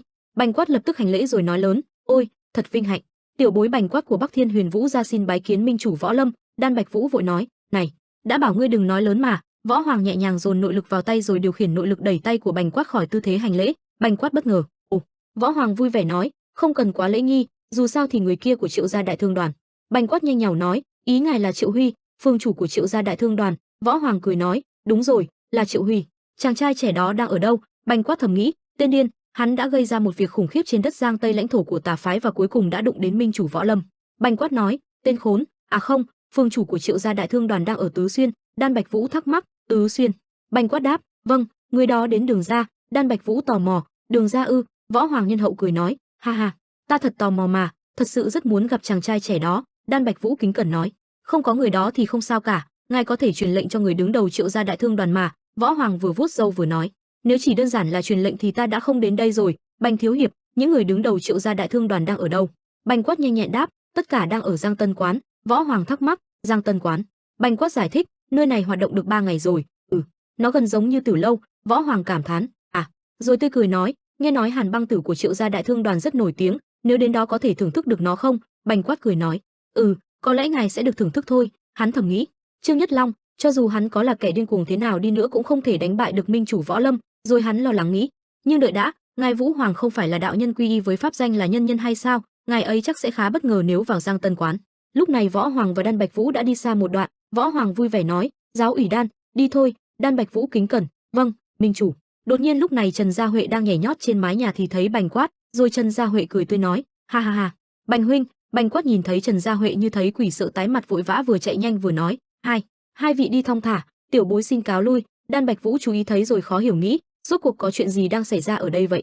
Và như các bạn có thể đoán thì Bành Quát xanh xao vàng vọt như suy dinh dưỡng là do Trần Gia Huệ đã liên tục xin tí huyết để thưởng thức đấy. Một lúc sau trên con đường đi đến Giang Tân quán, hai bên đường trang trí đèn lồng sáng rực, rồi cổng vào Giang Tân quán trang trí đèn màu sáng trưng, có thể nói là sáng rực cả tòa lầu, tràn ngập năng lượng, giống ba của hiện đại.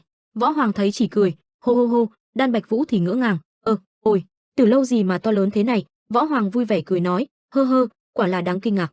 Ta thực sự muốn gặp tiểu tử Triệu Huy. Lúc này tại trước cửa Trương Nhất Long đang trông quán thì thấy hai người đi tới. Trương Nhất Long kiên định giơ tay ngăn cản nói, lão nhân không được phép vào. Võ Hoàng ngạc nhiên, Trương Nhất Long chỉ vào tờ giấy dán ngoài cửa nói, bích báo ở kia có ghi rất rõ, những ai sinh vào năm Kiến Văn trở lên không được vào. Đan Bạch Vũ khó chịu nghĩ, nếu sinh vào năm Kiến Văn trở lên thì khoảng từ 30 đến 35 tuổi, gì mà chỉ những thanh niên ở độ tuổi 20 mới nhận vào chứ? Đan Bạch Vũ tức giận nói, Ngươi dám? Ngươi biết đây là ai? Chưa nói hết câu Trương Nhất Long đã thở dài rồi xua tay nói, dù là vị này hay vị kia thì ta cũng không muốn đôi co với người lớn tuổi nên hai vị hãy đi đi. Đan Bạch Vũ tức giận nổ não nói, ngươi dám? Trương Nhất Long chỉ vào quán trà lâu bên cạnh nói, nhìn ở kia đi, những ai có tuổi đều đến đó. Võ Hoàng chỉnh mũ lên để lộ đôi mắt sáng suốt mọi sự, nhìn thấu tâm can rồi nói, chàng trai trẻ, ta thực sự muốn nếm thử Hàn Băng Tử. Ngươi thật sự không thể cho ta vào sao? Trương Nhất Long lập tức nhận ra, ngạc nhiên ngỡ ngàng nghĩ, ánh mắt huyền bí đó là của một cao thủ. Trương Nhất Long lo lắng vừa dồn nội công vào bàn tay vừa nói, Hàn Băng Tử cũng có ở khách điếm Triệu gia. Võ Hoàng nhìn vào nội công của Trương Nhất Long bình thản nói, là chân vũ nghịch thiên quyền, ngươi có quan hệ gì với Thiết Hùng bá? Trương Nhất Long nhẹ bén nghĩ, chỉ cần nhìn khí lực thôi cũng nhận ra võ công của mình sao? Hơn nữa ông lão này còn không dùng kính ngữ với sư phụ, có nghĩa người này cùng thế hệ hoặc là tiền bối của sư phụ. Trương Nhất Long cẩn thận hỏi, các người là ai? Võ Hoàng cười nói, ngươi là đệ tử của đạo hữu. Trương Nhất Long tức giận trong lòng nghĩ, đạo hữu gì chứ? Ai cũng biết Võ Lâm Minh đã áp bức Lục Lâm như thế nào mà. Võ Hoàng lại vừa vuốt râu vừa nói, nếu cảm thấy không thoải mái thì ngươi không cần phải trả lời cũng được, không có gì mà ngươi phải cảnh giác như vậy. Đột nhiên Trương Nhất Long nhớ lại lời sư phụ từng nói, "Yes, lẽ ra ta phải nhổ hết bộ râu của tên đạo sĩ đó." Trương Nhất Long hốt hoảng pha lẫn chút sợ hãi nhận ra rồi nói, "Là Vũ Hoàng." Đan Bạch Vũ tức giận cầm kiếm rồi nói, "Một tên đạo tặc hành kém như ngươi mà cũng có gan mở mồm ăn nói láo xược như vậy à?" Trương Nhất Long căng thẳng nói, "Cơn gió nào đã đưa giáo ủy tới đây?" Đan Bạch Vũ hung dữ nói, "Sao bọn ta phải báo cáo hành tung của mình cho một tên đạo tặc như ngươi chứ? Mau dẫn ta đi gặp gia chủ doanh gia Triệu."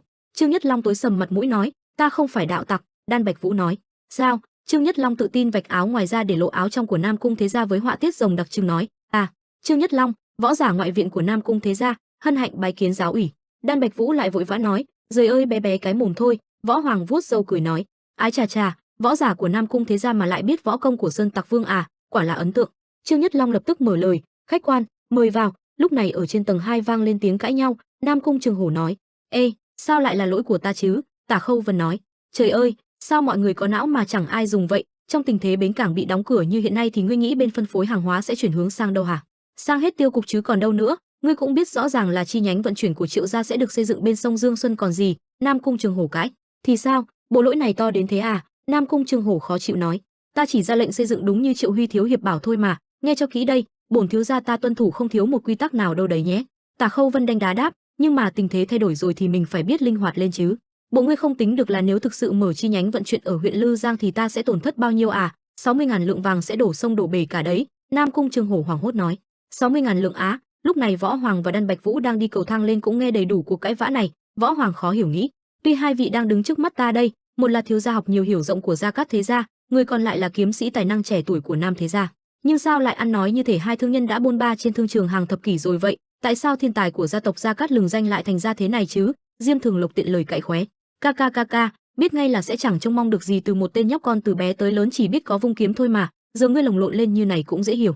Nam Cung Trương Hổ đang khó chịu lập tức đấm thụt đầu Diêm Thường Lộc chửi, "Im mồm!" Diêm Thường Lộc đau đớn rút cây liềm ra rồi chửi, "Tiên sư cha nhà ngươi, ta nói không đúng à, muốn đấm nhau phải không? Ngoài vung kiếm ra thì ngươi còn biết làm trò mèo gì nữa?" Nam Cung Trương Hổ cũng không kém khiêu khích lại, hờ, thế cái liềm đấy của nhà ngươi thì làm được gì? Đi gặt à?" Đan Bạch Vũ trầm lặng suy tư, tiểu kiếm chủ của Nam Cung Thế gia vốn là hình mẫu một vị công tử luôn giữ quy củ khuôn phép cho con cháu của bao thế gia khác học tập. Cảm tưởng như mới chỉ hôm qua thôi, ta vẫn còn thấy dáng vẻ nho nhã lễ độ cùng tài năng xuất chúng của cậu ấy ở Long Phụng hội.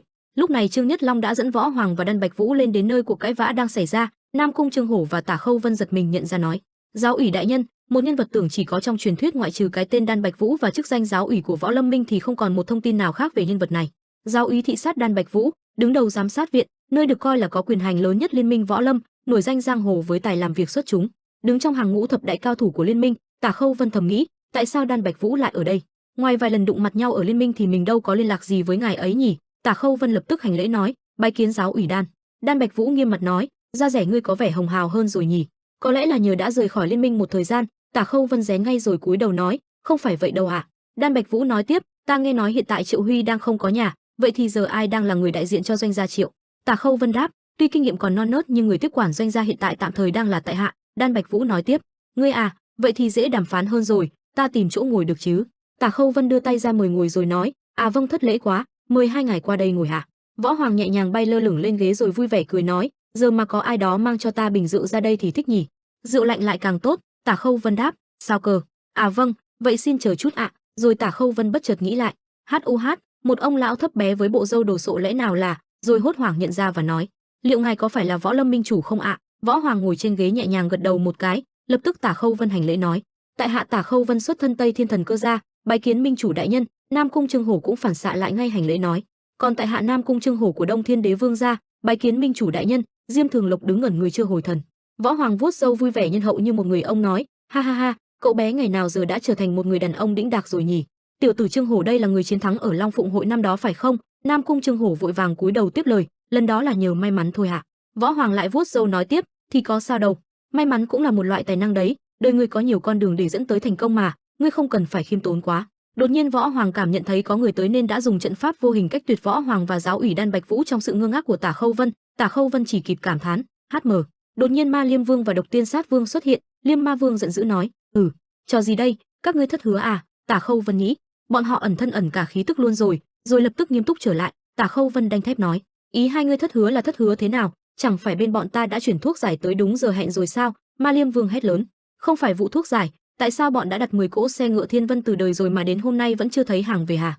Tả Khâu Vân giải đáp: ra là chuyện đó sao? Chế tạo một cỗ xe ngựa Thiên Vân phải tốn rất nhiều công phu, đâu phải như trái cây ngươi lên rừng hái là đầy một rổ được, đừng mất kiên nhẫn thế. Hai vị khách quan chịu khó đợi thêm 1 tháng nữa đi. Ma Liêm Vương phàn nàn: tận 1 tháng ư? Hắn bùng nổ cơn tức giận dữ nói: lũ súc sinh, lần trước ta đến các người bảo đợi 1 tháng, lần này tới lại bắt đợt thêm 1 tháng nữa, các ngươi tưởng bọn ta ngu ngơ không biết đến mưu đồ muốn thuần phục Hắc Thiên Liên của các ngươi à? Tả Khâu Vân bình tĩnh nói: trời đất, sao các ngươi hăng hái quá độ vậy? Xe ngựa Thiên Vân là món hàng xa xỉ, phải mất quy trình sản xuất ít nhất 3 tháng mới xong được. Giờ trong kho không còn hàng thì các ngươi muốn bọn ta chuyển gì cho các ngươi? Ma Liêm Vương nhận ra gì đó lập tức phản bác: biết ngay là lũ đạo mạo các ngươi sẽ dở bài diễn này mà, nghe cho rõ đây. Lần này bọn ta đi điều tra rồi, Ngân Khố Mộng Đào 4 cỗ xe ngựa, huyện Đại Tinh Sơn 6 cỗ, Ngũ Hương Quán 2 cỗ, trong vòng 3 ngày vừa qua, lũ khốn các ngươi đã vận chuyển tận 12 cỗ xe ngựa Thiên Vân đi khắp đây khắp đó. Thế mà dám bảo bọn ta là không có ư? Thế có khác nào là một sự sỉ nhục đối với bọn ta? Giải thích cho rõ ràng, không thì liệu hồn đấy. Tả Khâu Vân thở dài nói: làm nhảm gì vậy chứ? Mấy nơi ngươi liệt kê đó người ta đã đặt hàng trước Hắc Thiên Liên cả nửa năm trời rồi. Ma Liêm Vương chỉ thẳng Tả Khâu Vân khó chịu nói: thôi giờ coi như bên Đại Tinh Sơn thì còn hiểu được, nhưng tại sao bọn ta lại phải xếp dưới cả một ngân khố quèn và một quán rượu thế? Tả Khâu Vân cãi lại: cái đó thì có liên quan gì tới quyền hành của Hắc Thiên Liên các ngươi? Đây là nguyên tắc ở doanh gia Triệu bọn ta rồi, khách nào tới trước thì phục vụ trước. Ma Liêm Vương tức giận nói: giờ các ngươi không thèm giữ hình tượng nữa luôn à? Nam Cung Trương Hổ thẳng thắn nói: đấy, thì sao? Nếu ngươi muốn được người khác đối xử đàng hoàng thì phải biết lễ độ với người ta trước đã. Ma Liêm Vương chửi: tên oát con này. Trương Nhất Long khó chịu đưa tay lên tai nói: nào, sao mấy lão già sắp gần đất xa trời như hai ông mà vẫn ham hố của cải phù du thế? Ma Liêm Vương khó chịu nói: sắp gần đất xa trời ư? Trương Nhất Long thản nhiên nói: bộ ta nói sai à? Không có chỗ thuốc giải bọn ta đưa 2 tuần trước thì giờ các ông đang hít mùi đất rồi, vậy mà giờ hai lão còn ngày ngày tới đây làm ầm ĩ cả lên chỉ vì mấy thứ hư vinh ngoài thân không đâu. Trương Nhất Long đưa tay ra dấu cắt cổ nói: mệt hết cả người nữa. Nam Cung huynh, Gia Cát huynh, thôi kệ mình cứ cắt luôn suốt thuốc giải hàng tuần của hai lão này đi là được. Ma Liêm Vương sun vòi sợ sệt nói: bọn khốn này, đây là hẳn 2 mạng người đấy các ngươi biết không? Trương Nhất Long ngoáy tay châm chọc: eo ơi, nay mặt trời mọc đằng tây à, lau máu trên cái liềm của lão đi rồi hãng lên mặt dạy đời người khác về mạng người nhé. Đột nhiên một tiếng cười vang lên, khục. Ma Liêm Vương giận dữ nói: thằng nào dám cười, thằng nào? Rồi hắn thấy người đang cố nhịn cười là thằng đồ đệ Diêm Thường Lộc của ông ta. Lão ta nổi cơn thịnh nộ nói: giỏi lắm, từ lúc đi theo bọn thương nhân này, não ngươi đã nhũn cả ra rồi phải không Diêm Thường Lộc? Vậy thì hôm nay thay mặt giáo chủ, ta sẽ... Chưa nói hết câu, Diêm Thường Lộc lập tức cầm túi thuốc giải chạy đến bên cửa sổ nói lớn: ấy, đừng có lại gần đây. Rồi sợ sệt ra vẻ thả túi thuốc giải xuống đất qua cửa sổ. Hắn sợ hãi đe dọa: ta đang cầm trong tay thuốc giải của hai lão đấy nhé, giờ mà ta quăng nó một phát ra sông thì sẽ thế nào nhỉ? Hai lão cũng biết là bào chế ra đống thuốc giải này tốn sức cỡ nào phải không? Trương Nhất Long nhìn cảnh tượng này câm nín thầm nghĩ: vãi, tên này điên mẹ rồi, tuy ta cũng ghét sư phụ của ta, cơ mà cũng không tới được mức này. Ma Liêm Vương câm nín không biết làm gì. Đan Bạch Vũ đang quan sát tất cả thì không hiểu gì nghĩ: vụ gì đây? Hai tên kia, một tên có quả đầu trông như 2 cái liềm chồng ngược với bộ râu dê, tên còn lại thì dáng cao, bên hông đeo chuỗi xích đỏ như đeo thắt lưng, ngoại hình đặc biệt thế này, chẳng cần giới thiệu cũng biết hẳn là Ma Liêm Vương và Độc Tiên Sát Vương của Hắc Thiên Liên. Bát Vương Hắc Thiên Liên là hàng ngũ chỉ đứng ngay sau hàng giáo chủ. Đan Bạch Vũ không hiểu gì nghĩ: người của doanh gia Triệu đã hạ độc cả Bát Vương bằng thứ độc ma quái nào đó nhằm kiểm soát bọn họ sao? Liệu đây có phải là thế hệ tương lai của chính phái không thế? Ma Liêm Vương lớn tiếng kỳ kèo: thế thì ít nhất cũng tăng thêm nguồn cung Hàn Băng Tử với cái nước đen đen gì đấy đi, chứ các ngươi không thấy lượng hàng bây giờ quá lố bịch à? Hắc Thiên Liên bọn ta uống còn chả đủ, nói gì đến đem bán. Trương Nhất Long khó hiểu nói: mấy lão mê rượu quá không uống mấy hôm thì chết à? Thay vì uống thì chịu khó nhịn tí, tiết kiệm mà đem bán đi. Chắc lần này các ngươi lại uống hết mất tiêu rồi chứ gì? Tả Khâu Vân đưa tay lên trán nói: bọn ta cũng đang cố giải quyết vấn đề này đây, nhưng thực sự thì hiện tại vẫn chưa có cách nào cả. Tả Khâu Vân đau đầu suy tư: Tuy doanh gia mua rượu về từ Giang Tây nhưng các phương pháp xây dựng của bọn ta lại đặt ra hạn chế về mặt năng suất. Trong trường hợp lô hàng vận chuyển không thay đổi gì thì giá cả tại chợ đen sẽ tăng vọt chóng mặt ngay lập tức. Tuy chuyện này xét lợi nhuận ngắn hạn thì được, nhưng về lâu về dài sẽ tạo thêm những rắc rối không thể tránh khỏi. Phải có một vài biện pháp đặc biệt để giải quyết chuyện này. Tả Khâu Vân than vãn, ha ha. Rồi nghĩ, sự vắng mặt đột ngột của Triệu Huy đã trở thành gánh nặng lớn cho cả doanh gia. Tuy đúng là huynh ấy có thể tự mãn vì đã thay đổi toàn bộ hợp phì chỉ trong 3 năm, nhưng giải quyết được mọi vấn đề tới từng ngóc ngách nhỏ như này, đúng là không phải người mà. Ma Liêm Vương Hách Dịch lớn tiếng cãi cùn. Thế sao các ngươi không cắt bớt lượng hàng gửi tới các thương quán, khách điếm hay tử lâu đi? Trương Nhất Long khó chịu chửi. Lão già não cứt, thế là ngươi muốn dành hết miếng ngon về cho Hắc Thiên Liên, ném lại cơm thừa canh cạn cho thiên hạ à? Nếu vẫn khó chịu thì mình có thể lật bàn nhé. Ma Liêm Vương hốt hoảng nói. Lật bàn là ý gì? Trương Nhất Long phẫn nộ đỉnh điểm khởi động gân cốt, hai mắt trợn trừng nói, ý là cái bàn đàm phán về mối giao thương giữa hai tổ chức ta sẽ bị lật bỏ hoàn toàn.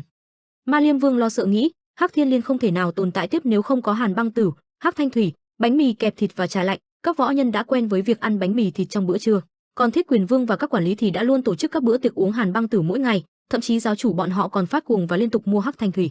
Hắn bất lực nắm chặt bàn tay nghĩ, thực tế rõ ràng là Hắc Thiên Liên đã hoàn toàn phụ thuộc vào thức ăn đồ uống mà Triệu gia đang buôn bán. Tả Khâu Vân bình tĩnh đanh thép nói, bọn ta được giao phó quản lý nhà hàng của Triệu gia và phải tránh những việc dùng vũ lực như thế này. Ngài ấy dặn bọn ta buôn bán một cách bình thường, ngươi hiểu không hả? Nhưng mà nếu Hắc Thiên Liên cứ như vậy thì bọn ta phải làm gì đây? Độc Tiên Sát Vương rút ra một tờ giấy từ áo rồi nói, ngươi nghĩ lý do tại sao mà tên đó có thể dự đoán được tình hình này chứ?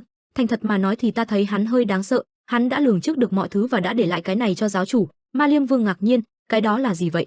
Ma Liêm Vương cầm lấy tờ giấy và dở ra đọc rồi khó chịu nói, để đổi lấy nguồn cung cấp cho chính viện thì chúng ta phải rút đi một nửa quân số ư? Hắn vừa đọc vừa bối rối nói, không thể nào, đừng nói với ta là giáo chủ cũng đang có ý định làm theo yêu cầu của tên khốn đó chứ? Độc Tiên Sát Vương ngắt lời Ma Liêm Vương nói, bọn ta sẽ rút đi một nửa quân, nhưng cũng có một vài điều kiện. Ma Liêm Vương không biết gì về chuyện này lập tức bất ngờ nói, gì hả? Hắn bực tức quát, tại sao chúng ta phải đồng ý với yêu cầu vô lý đó chứ? Có thật sự đó là mệnh lệnh của giáo chủ không hả? Độc Tiên Sát Vương tức tối chửi, cái tên ngu này, ngày nào cũng chỉ biết đến đàn bà và uống rượu y như con lợn thì ngươi sao hiểu được tình hình của bang hội chúng ta lúc này hả? Độc Tiên Sát Vương chỉ về phía Tả Khâu Vân cáu gắt nói, có lẽ thằng chủ của bọn khốn đó đã dự đoán được tất cả mọi việc, nếu hắn đã yêu cầu rút đi nửa binh thì chắc chắn không thể là việc ngẫu nhiên được. Rồi hắn lo lắng nói, việc làm ăn của Triệu gia thật sự đã chiếm lất 60% của cả Giang Tây, ngươi không bao giờ theo dõi tình hình của bang hội chúng ta hả? Khách điếm, tử lâu và các thương hội, có rất nhiều thứ chứ không chỉ có một đâu. Ma Liêm Vương hốt hoảng nói, gì chứ? Độc Tiên Sát Vương tức tối quát, con người và ngân lượng của chúng ta, mọi thứ đều dính dáng đến thương hội của Triệu gia. Điều tệ hơn là những cao thủ võ học của chúng ta, phần lớn bọn họ đều là những kẻ ăn bám và vô công dỗi nghề. Mẹ kiếp!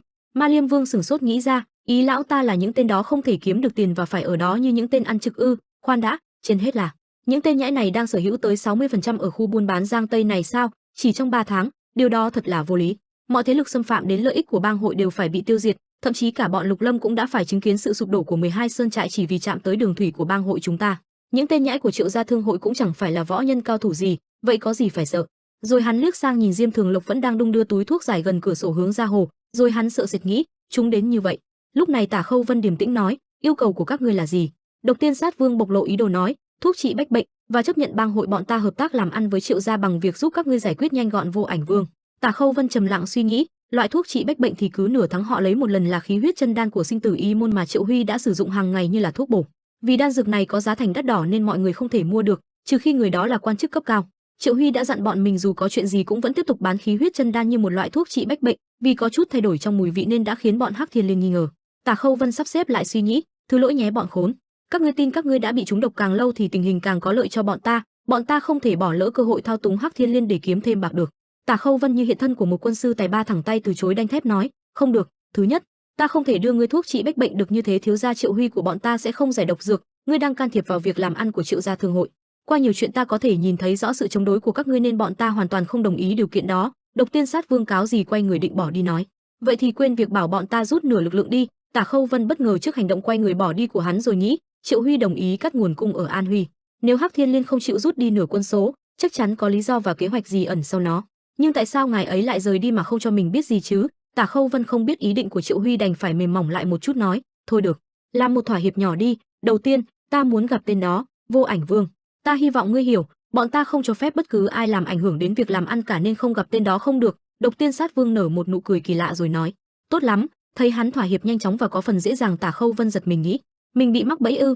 Rồi Tả Khâu Vân nắm chặt tay sửng sốt nhận ra, lúc nãy hắn đề cập đến thuốc chữa bách bệnh chỉ là một đòn bẩy để cuộc đàm phán diễn ra thuận lợi hơn. ưu tiên hàng đầu của hắn là muốn tham gia vào việc quản lý thương hội Triệu gia. Độc Tiên Sát Vương nhẹ nhàng quay người rời đi nói, mai ta sẽ quay lại và dẫn theo Vô Ảnh Vương. Ma Liêm Vương cũng xoay người đi theo và chửi, bọn khốn, một ngày nào đó các ngươi sẽ phải hứng chịu kết cục bi thảm dưới bàn tay của ta. Trương Nhất Long khinh thường nói, nhìn bọn họ kìa, đều là những tay lão làng mà cũng không dám hó hé một câu trước đại ca Triệu Huy, giờ lại kiêu ngạo đòi thay trời hành đạo.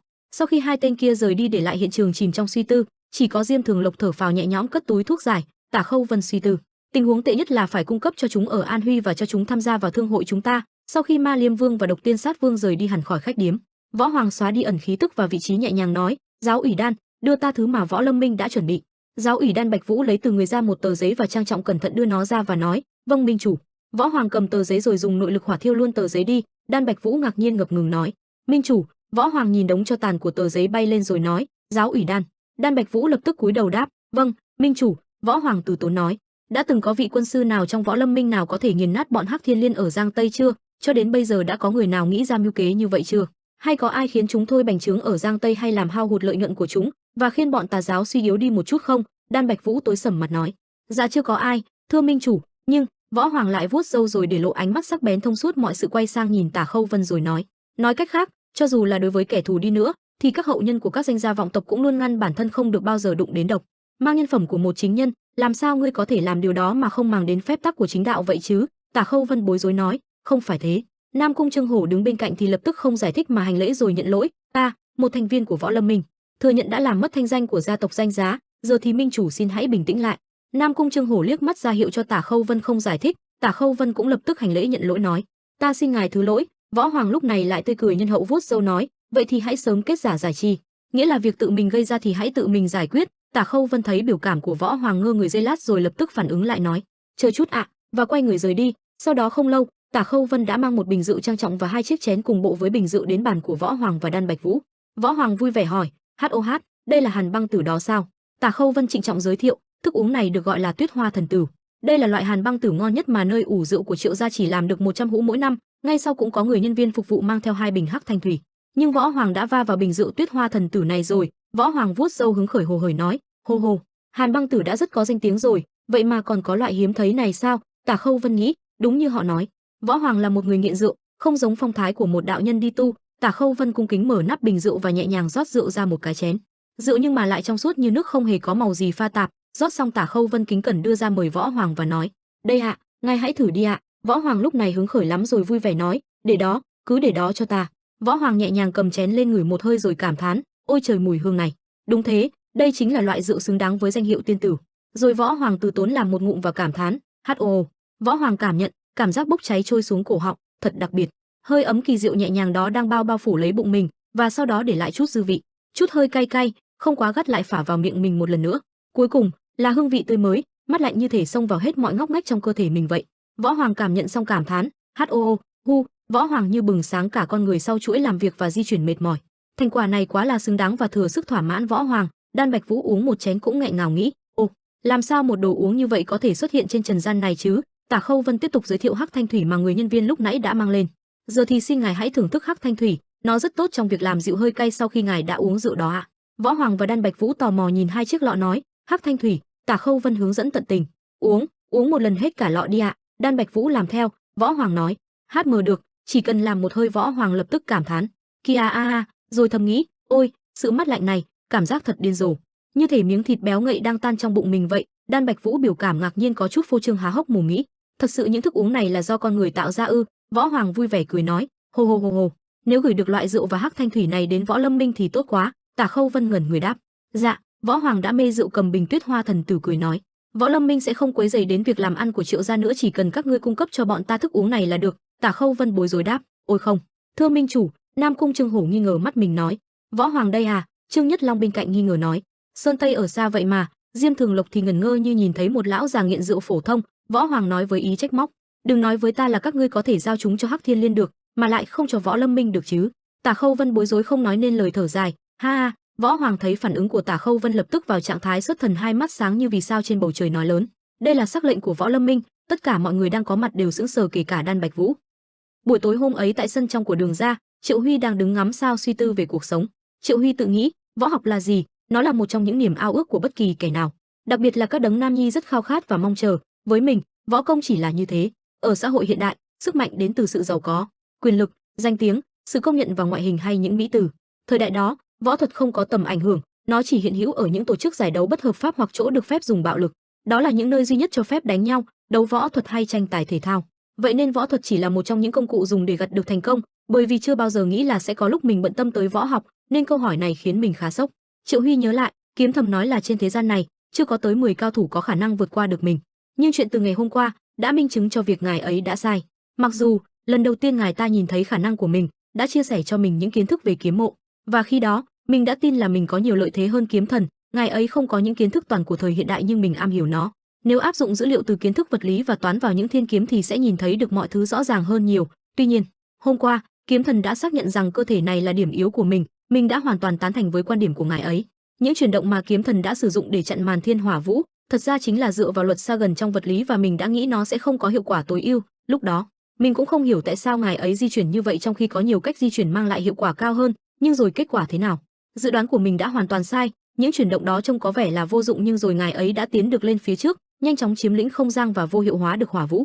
Ngài ấy giống như là một cái mắt tính đang thực hiện hàng trăm thuật toán mỗi giây chứ không phải là một con người, dưới con mắt của một con người hiện đại. Chưa bao giờ mình được chứng kiến cảnh tượng nào vi diệu đến vậy, những chuyển động kỳ diệu đó không từ ngữ hay ngôn ngữ nào có thể diễn tả được chúng, Triệu Huy tự phê phán bản thân nghĩ. Vào lúc này đây, mình vẫn có thể cảm nhận được điều đó một cách rõ ràng, cái mà mình có thể học được từ kiếm mộ không phải là võ thuật mà là kỹ thuật. 3 ngày trước, không lực hay tinh hà lực của Thiên Kiếm Lưu vẫn không hề trừ ý niệm, hay nói cách khác, nó không phải là võ hồn. Nhận biết không gian theo cách nhìn của toán học và hiểu thấu nó, nhìn nó dưới dạng sóng. Tiến trình nhận thức và biểu thị theo phương pháp khoa học đó liệu có phải là võ hồn không? Triệu Huy u sầu suy tư hỏi Kiếm Thần Triệu Thiên trong huyết ngọc. Võ thuật đối với ngài là gì, lão sư? Với ngài, võ thuật là gì vậy? Kiếm Thần hồi tưởng lại và nói, nó là nỗi cô độc khi ngồi trên ngai vàng, một mình đứng giữa thế gian, và trái tim khao khát sự bất tử. Nó là con đường ta đã luôn khao khát và hy vọng, là linh hồn mà ta đã tu luyện và là tinh thần mà ta có để vượt qua bao chông gai thử thách, chính là độc tâm linh thần đạo. Triệu Huy đăm chiêu nghĩ, nếu sức mạnh của một con người có thể được biểu thị bằng những con số thì liệu kiếm thần ngoài đời thật sẽ mạnh đến cỡ nào chứ? Liệu là con người, có ai có thể thật sự tin tưởng vào một giá trị nào đó đến như vậy không? Kiếm Thần Triệu Thiên với đôi mắt nhìn thấu tất cả im lặng để Triệu Huy tự suy luận về con đường của mình. Triệu Huy căng thẳng, bây giờ mình phải đưa ra lựa chọn, là mình sẽ làm võ nhân của giang hồ hay làm một người thời hiện đại. Từ trước đó cho đến giờ phút này, mình luôn sống với hai thân phận là Triệu Huy và Triệu Cát Anh, có thật sự điều đó chính là bức tường chặn lại võ hồn của mình không? Rồi Triệu Huy ngập ngừng, mình buộc phải chọn lựa thật ư? Nếu mình không thể trả lời được những câu hỏi đó thì chứng tỏ mình chưa dồn hết tâm huyết cho võ thuật. Triệu Huy quyết đoán rút kiếm ra rồi nghĩ, có thật sự là sau khi vứt bỏ thân phận của một con người hiện đại rồi thì mình sẽ đạt được mục đích cuối cùng hay không? Triệu Huy tự chặn đứng những suy nghĩ tiêu cực trong mình. Triệu Huy mạnh mẽ chém ra một kiếm vào khoảng không, nói, không đúng, đừng nghĩ như thế. Triệu Huy kiên định phản bác, con đường đạt đến vô cực của võ thuật không thể nào đơn giản và chật hẹp như ngài nói được. Triệu Huy trút bỏ dồn nén của suy nghĩ vào thanh kiếm rồi ngưng tụ kiếm ý. Không gian xung quanh thanh kiếm như đang buộc chặt thanh kiếm không cho đi sai đường, nhưng Triệu Huy đã phá bỏ được ý niệm cổ hủ đó và phá vỡ không gian xung quanh. Triệu Huy quyết đoán nói, ta không muốn nhốt mình trong một hốc tường với trái tim lạnh lẽo giống như ngài. Cho dù ngài đạt đến cảnh giới vô cực mà lại không có ai để chia sẻ, thì lúc ấy ngài sẽ sống ra sao? Triệu Huy chém ra những đường kiếm uy lực như đang xé rách không gian trên bầu trời sao, những đường kiếm ý lóe sáng lấp lánh như những vì sao băng đang uốn lượn trên bầu trời. Triệu Huy khẳng định, một trái tim khao khát và đầy hy vọng ư? Thứ đó ta cũng có vậy. Những đường kiếm kèm kiếm ý Triệu Huy chém ra liên kết lại với nhau như những hành tinh trong vũ trụ, mọi đường kiếm liên kết với nhau tạo nên những hành tinh. Vì sao? Lỗ đen vũ trụ đang chơi đùa trong giải ngân hà. Rồi Triệu Huy kiên định nói về đạo của mình, sống chính là ý chí để sống tiếp, sám hối chính là cảm giác ân hận về những việc làm của kiếp trước, của quá khứ, tiến lên chính là khao khát chinh phục con đường phía trước. Triệu Thiên trầm tĩnh nói, vậy đó là câu trả lời của ngươi à? Rồi Triệu Thiên mỉm cười lặng lẽ nói, hay lắm. Ngươi có biết tại sao ta đề cập đến việc coi kiếm trong kiếm mộ như thiên kiếm không? Triệu Huy đáp, bởi vì nó có một sức mạnh vô cùng kinh khủng phải không ạ? Triệu Thiên cười rồi nhẹ nhàng giải đáp, hô hô, bản chất của kiếm ý là. Triệu Huy vừa nghe hướng dẫn tận tình của Triệu Thiên về kiếm ý vừa thực hành ngay tại chỗ. Triệu Huy đã chém ra những đường kiếm như thể xé toạc không gian và thời gian, những đường kiếm ý mềm mại mỏng manh nhưng lại chứa sức mạnh cực lớn và sự tỉ mỉ chi tiết đến từng ly từng tí. Ngay lúc này, sân sau của Đường gia đã trở thành nơi sinh ra một vị tiểu kiếm thần, một tuyệt đại cao thủ võ học chân chính. Sau một buổi tối đấu tranh tâm lý về lý tưởng sống cũng như thảo luận nhân sinh với kiếm thần Triệu Thiên, Triệu Huy đã có một bước tiến lớn về tâm lý và kiếm ý. Thứ sau này sẽ giúp đỡ cậu rất nhiều trong cuộc sống tại giang hồ nơi đây. Sáng hôm sau, ánh nắng len lỏi vào từng ngóc ngách của Đường gia. Lúc này Triệu Huy đang thưởng thức trà sớm cùng Đường Nhân Thương, thì một người hầu của Đường gia xuất hiện cung kính nói, ngài dậy rồi à? Triệu Huy đáp, người hầu này kính cẩn đưa tay mời và nói tiếp, hai ngài chính là người ngoài đầu tiên được vào Ám Vương điện đấy ạ, mời các ngài. Độc Tổ lão gia đã ở đó chờ hai vị ạ. Đường Nhân Thương có chút lo lắng nói. Đường Nhân Thương nhớ lại ký ức như mới hôm nào. Đường Ích, Độc Tổ lão gia, gia chủ đời trước của Đường gia, đã sống được một thế kỷ. Cha ta, chỉ vì bị che mắt mà ông ta đã ra lệnh toàn phế võ công của ta. Cha ta không hề nghe ta giải thích gì cả, tại sao ông ta lại muốn gặp ta sau khi gán ta cái tội phản bội gia môn chứ? Đường Nhân Thương còn ấm ức trong lòng nói. Ta không đi. Người hầu vội nói đỡ, nếu ngài ấy đã mời ngài đến thì chứng tỏ ngài ấy muốn gặp ngài. Đường Nhân Thương lạnh lùng nói, nhưng ngươi nói ban nãy, ta chính là người ngoài thì làm gì được vào Ám Vương điện, vậy nên ta sẽ ngồi đây. Người hầu đành đáp, được thôi, rồi đưa ra một phong thư nói, đây chính là thư của độc tổ. Đường Nhân Thương suy tư nhận lấy nhưng không nói gì. Triệu Huy đứng dậy nói, đi thôi, để lại Đường Nhân Thương đang âm trầm đọc thư. Sáng sớm ở Đường gia cũng như bao nơi khác, những nơi Triệu Huy đi qua cũng buôn bán tấp nập, dòng người đi lại, trẻ con vui chơi đùa giỡn. Thoáng chốc người hầu đã dẫn Triệu Huy đến trước cửa lớn của Ám Vương điện. Cánh cửa từ từ mở ra, Triệu Huy tiến vào, hai bên xung quanh đệ tử Đường gia đang đứng trang nghiêm oai vệ. Đến trước một bức tường, người hầu này ấn nút kích hoạt cơ quan cửa nói, mời đi lối này. Triệu Huy bước qua cửa tiến vào và thấy hai hàng đệ tử đang tập trung tại điện và Đường Vũ Hổ đang uy nghiêm ngồi ghế gia chủ. Triệu Huy ngạc nhiên nói, bảo vệ thế này liệu có quá mức không? Đứng đầu Huyền Long Đường, Đường Sĩ khinh thường Triệu Huy châm chọc, ngươi chính là tuyệt đại cao thủ đã một mình đánh bại Ám Vương, nếu không bảo vệ kiểu này thì làm sao đối phó với ngươi? Triệu Huy lạnh nhạt nói, xem ta là kẻ địch à? Đường Sĩ với ánh mắt sắc lẹm nói, ngoại trừ các thành viên của Đường gia ra thì tất cả đều là địch thủ. Nhờ quan điểm đó mà bọn ta mới tồn tại được cho đến ngày hôm nay. Triệu Huy thầm nghĩ, đúng là ngạo mạn và cay nghiệt, trừ ngươi trong tộc ra thì tất cả mọi người đều là địch thủ ư? Trên thực tế thì điều này chính là nguyên nhân cho việc Đường gia nổi tiếng với sức mạnh của mình. Đường Vũ Hổ uy nghiêm với ánh nhìn dò xét nói, ngươi có ẩn ý gì đằng sau lời tuyên bố giải quyết Thiên Ma Thành vậy hả? Triệu Huy thản nhiên nói, tại sao ngài là suy nghĩ sâu xa như vậy? Lời của tại hạ chính là ý như vậy, ngoài ra không còn ẩn ý nào khác. Triệu Huy đưa ra đề nghị, hãy cùng tại hạ giải quyết Thiên Ma Thành ở khu vực Tứ Xuyên, đổi lại việc mua bán quặng sắt của ngài với Triệu gia thương hội. Đó chính là ý muốn của tại hạ. Đường Vũ Hổ suy tư cả đêm cuồng thăm mắt như gấu trúc nói, như thế chẳng phải ngươi sẽ thiệt thòi hay sao? Triệu Huy hồn nhiên lắc đầu nói, chưa chắc, rồi thầm nghĩ, mình sẽ độc quyền quặng sắt của Đường gia ở khu vực Tứ Xuyên, nếu có được nguồn cung độc quyền, điều đó sẽ có lợi cho mình vì sắt chính là thứ gắn liền trực tiếp với đời sống của người dân. Đường Vũ Hổ chấp nhận nói, nếu ngươi không còn ẩn ý khác thì ta sẽ chấp nhận yêu cầu này. Triệu Huy đưa tay ra rồi nói, khoan đã, thưa ngài, còn một việc nữa. Đường Vũ Hổ tinh ý nói, là Thiên Băng Linh à? Triệu Huy lành lợi nói, ngài vẫn chưa quên nhỉ? Đột nhiên lúc này có một đệ tử của Đường gia vội vã chạy tới hớt hải nói, cấp báo. Triệu Huy yên tĩnh đợi. Đường Vũ Hổ nói, là việc gì? Người đệ tử liếc mắt e ngại nhìn Triệu Huy. Đường Vũ Hổ lớn tiếng nói, cậu ta không còn là người ngoài nữa, mau báo cáo đi. Người đệ tử sợ hãi nói, hồn kỳ Thiên Ma Thánh đã được dựng lên ở Thiên Ma Thành khu vực Tứ Xuyên. Đường Vũ Hổ hốt hoảng đứng dậy nói, hồn kỳ Thiên Ma Thánh ư? Có nghĩa là thiên ma sẽ tái xuất sao?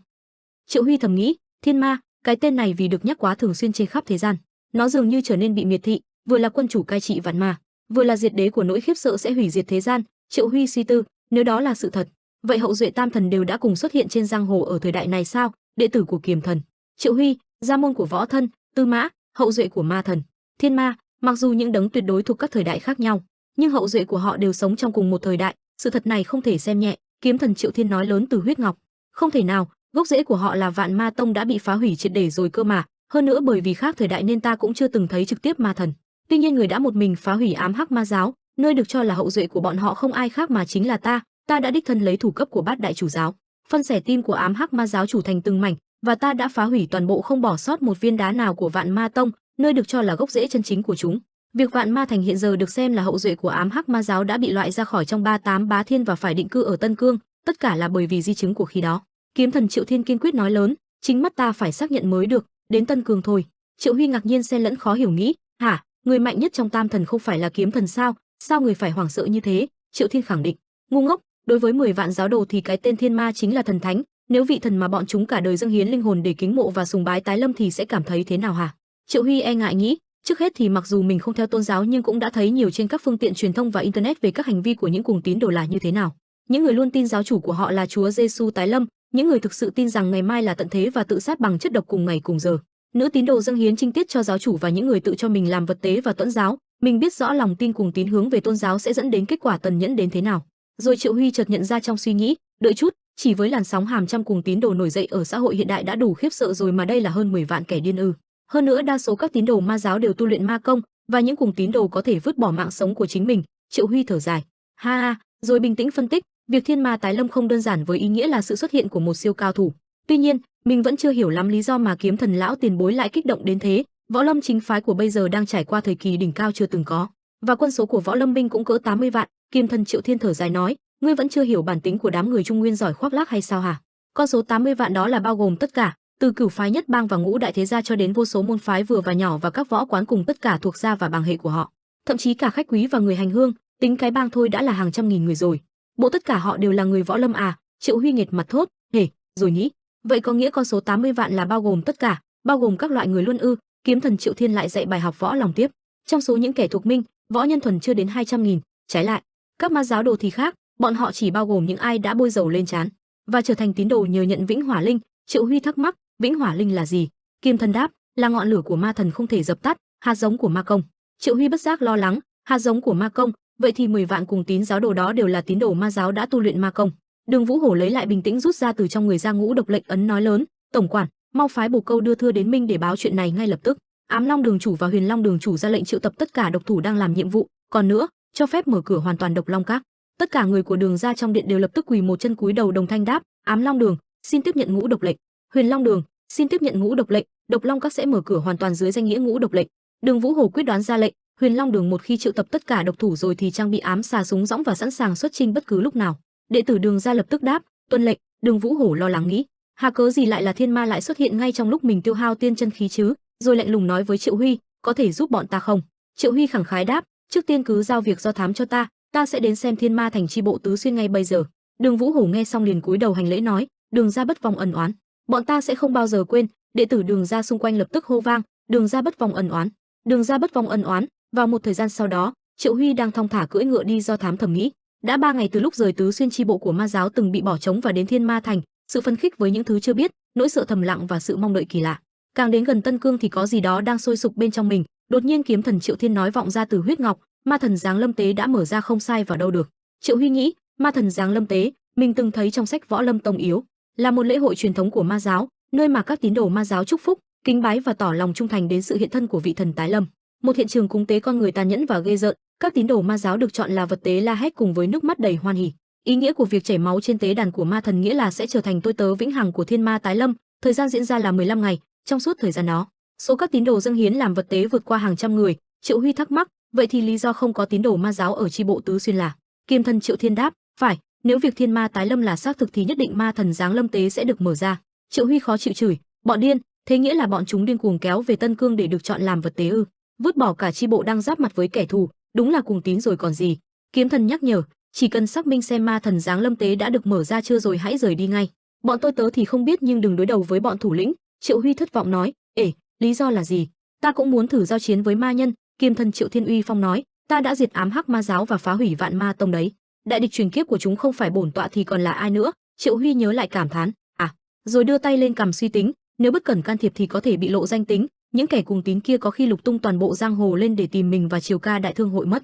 Nếu vậy thì có thể gây nguy hiểm cho Triều Ca Đại Thương hội và các bằng hữu. Kiếm thần Triệu Thiên quyết liệt nói, tiểu tử nhà ngươi không được phép chạm mặt ma thần cho đến khi bước vào tự nhiên cảnh, đây chính là mệnh lệnh với tư cách là sư phụ ngươi. Triệu Huy phụng phịu ăn vạ nói, cơ mà sao ngài có thể dễ dàng nói ra từ tự nhiên cảnh thế chứ? Trong 1000 năm qua chỉ có 3 người, nếu sinh tử cảnh là thứ dễ dàng như thế thì đất trời đã tách ra rồi. Kiếm thần Triệu Thiên mắng yêu nhắc nhở, ngu ngốc, kể từ khi thế giới võ lâm này được hình thành thì ngươi chính là võ nhân đầu tiên đạt tuyệt đối cảnh trước 30 tuổi đấy. Hơn nữa, ngươi còn có thể cùng bổn tọa bàn luận về võ thuật trong linh hồn. Triệu Huy ngại ngùng không nói nên lời. Kiếm thần Triệu Thiên nói tiếp, ngươi nghĩ ngươi có thể tẩu hỏa nhập ma sao? Ngươi muốn bỏ qua đốn ngộ tìm đến như sét đánh à? Chẳng phải trên con đường cô độc hệt như mênh mông đại hải đó còn có bổn tọa hay sao? Triệu Huy ngại ngùng nói, sao ngài lại đối xử tốt với ta như thế? Kiếm thần cười nhếch khóe miệng nói, quên rồi sao? Triệu Huy hồn nhiên đáp, dạ. Kiếm thần với ánh mắt trìu mến nhẹ nhàng nói, ta là sư phụ của ngươi mà. Sau đó một thời gian trên hành trình của Triệu Huy, khi mặt trời đang chói chang, Triệu Huy đang lênh đênh lững thững trên sa mạc. Cuối tỉnh Thanh Hải là Long Lâu Hà, ánh nắng chói chang đi kèm với sa mạc kéo dài. Triệu Huy lúc này đã khô héo như suy dinh dưỡng, hai bên má hóp sâu, hai mắt thâm quầng như nghiện. Triệu Huy than vãn, rồi thầm nghĩ, rõ ràng các siêu cao thủ trong tiểu thuyết võ hiệp mà mình từng đọc, dù không ăn không ngủ thì vẫn dễ dàng cầm cự được tầm 1 tháng mà. Đúng là vớ vẩn, trong suốt 6 ngày không uống nước, nội tạng của mình sắp cháy khô rồi. Nếu các yếu tố cần thiết cho việc duy trì sự sống như nước, muối và dinh dưỡng mà không được hấp thụ vào cơ thể thì khí lực sẽ suy kiệt vô điều kiện. Triệu Huy mệt mỏi uể oải nghĩ, nội công nghe như câu chó ăn cỏ. Với nội công tuyệt diệu của thiên hạ như Kiếm Thiên Đại Thần Công, dù bên trong có thoải mái đi nữa thì thể lực cơ bản cũng bị kiệt quệ, thế thì có tác dụng gì chứ? Ngược lại, việc cơ thể kiệt quệ nhưng tinh thần càng minh mẫn chỉ khiến tâm trạng càng tệ hơn thôi. Lúc này Triệu Huy đã quá mệt mỏi mê man nhìn ra cả vũ trụ trong đầu, rồi có chút điên loạn rút kiếm nhìn vào con chiến mã của mình nghĩ, tiểu tử này cũng sẽ gục ngã giống như những bằng hữu đã đi cùng mình. Được rồi, ngoan lắm, đến nước này thì hãy cho ta máu của. Rồi Triệu Huy lập tức tỉnh táo lại vô thức, Hích, một tiếng rồi ôm đầu hét, tự trách, vì khát nước mà suýt chút là mình mất trí rồi.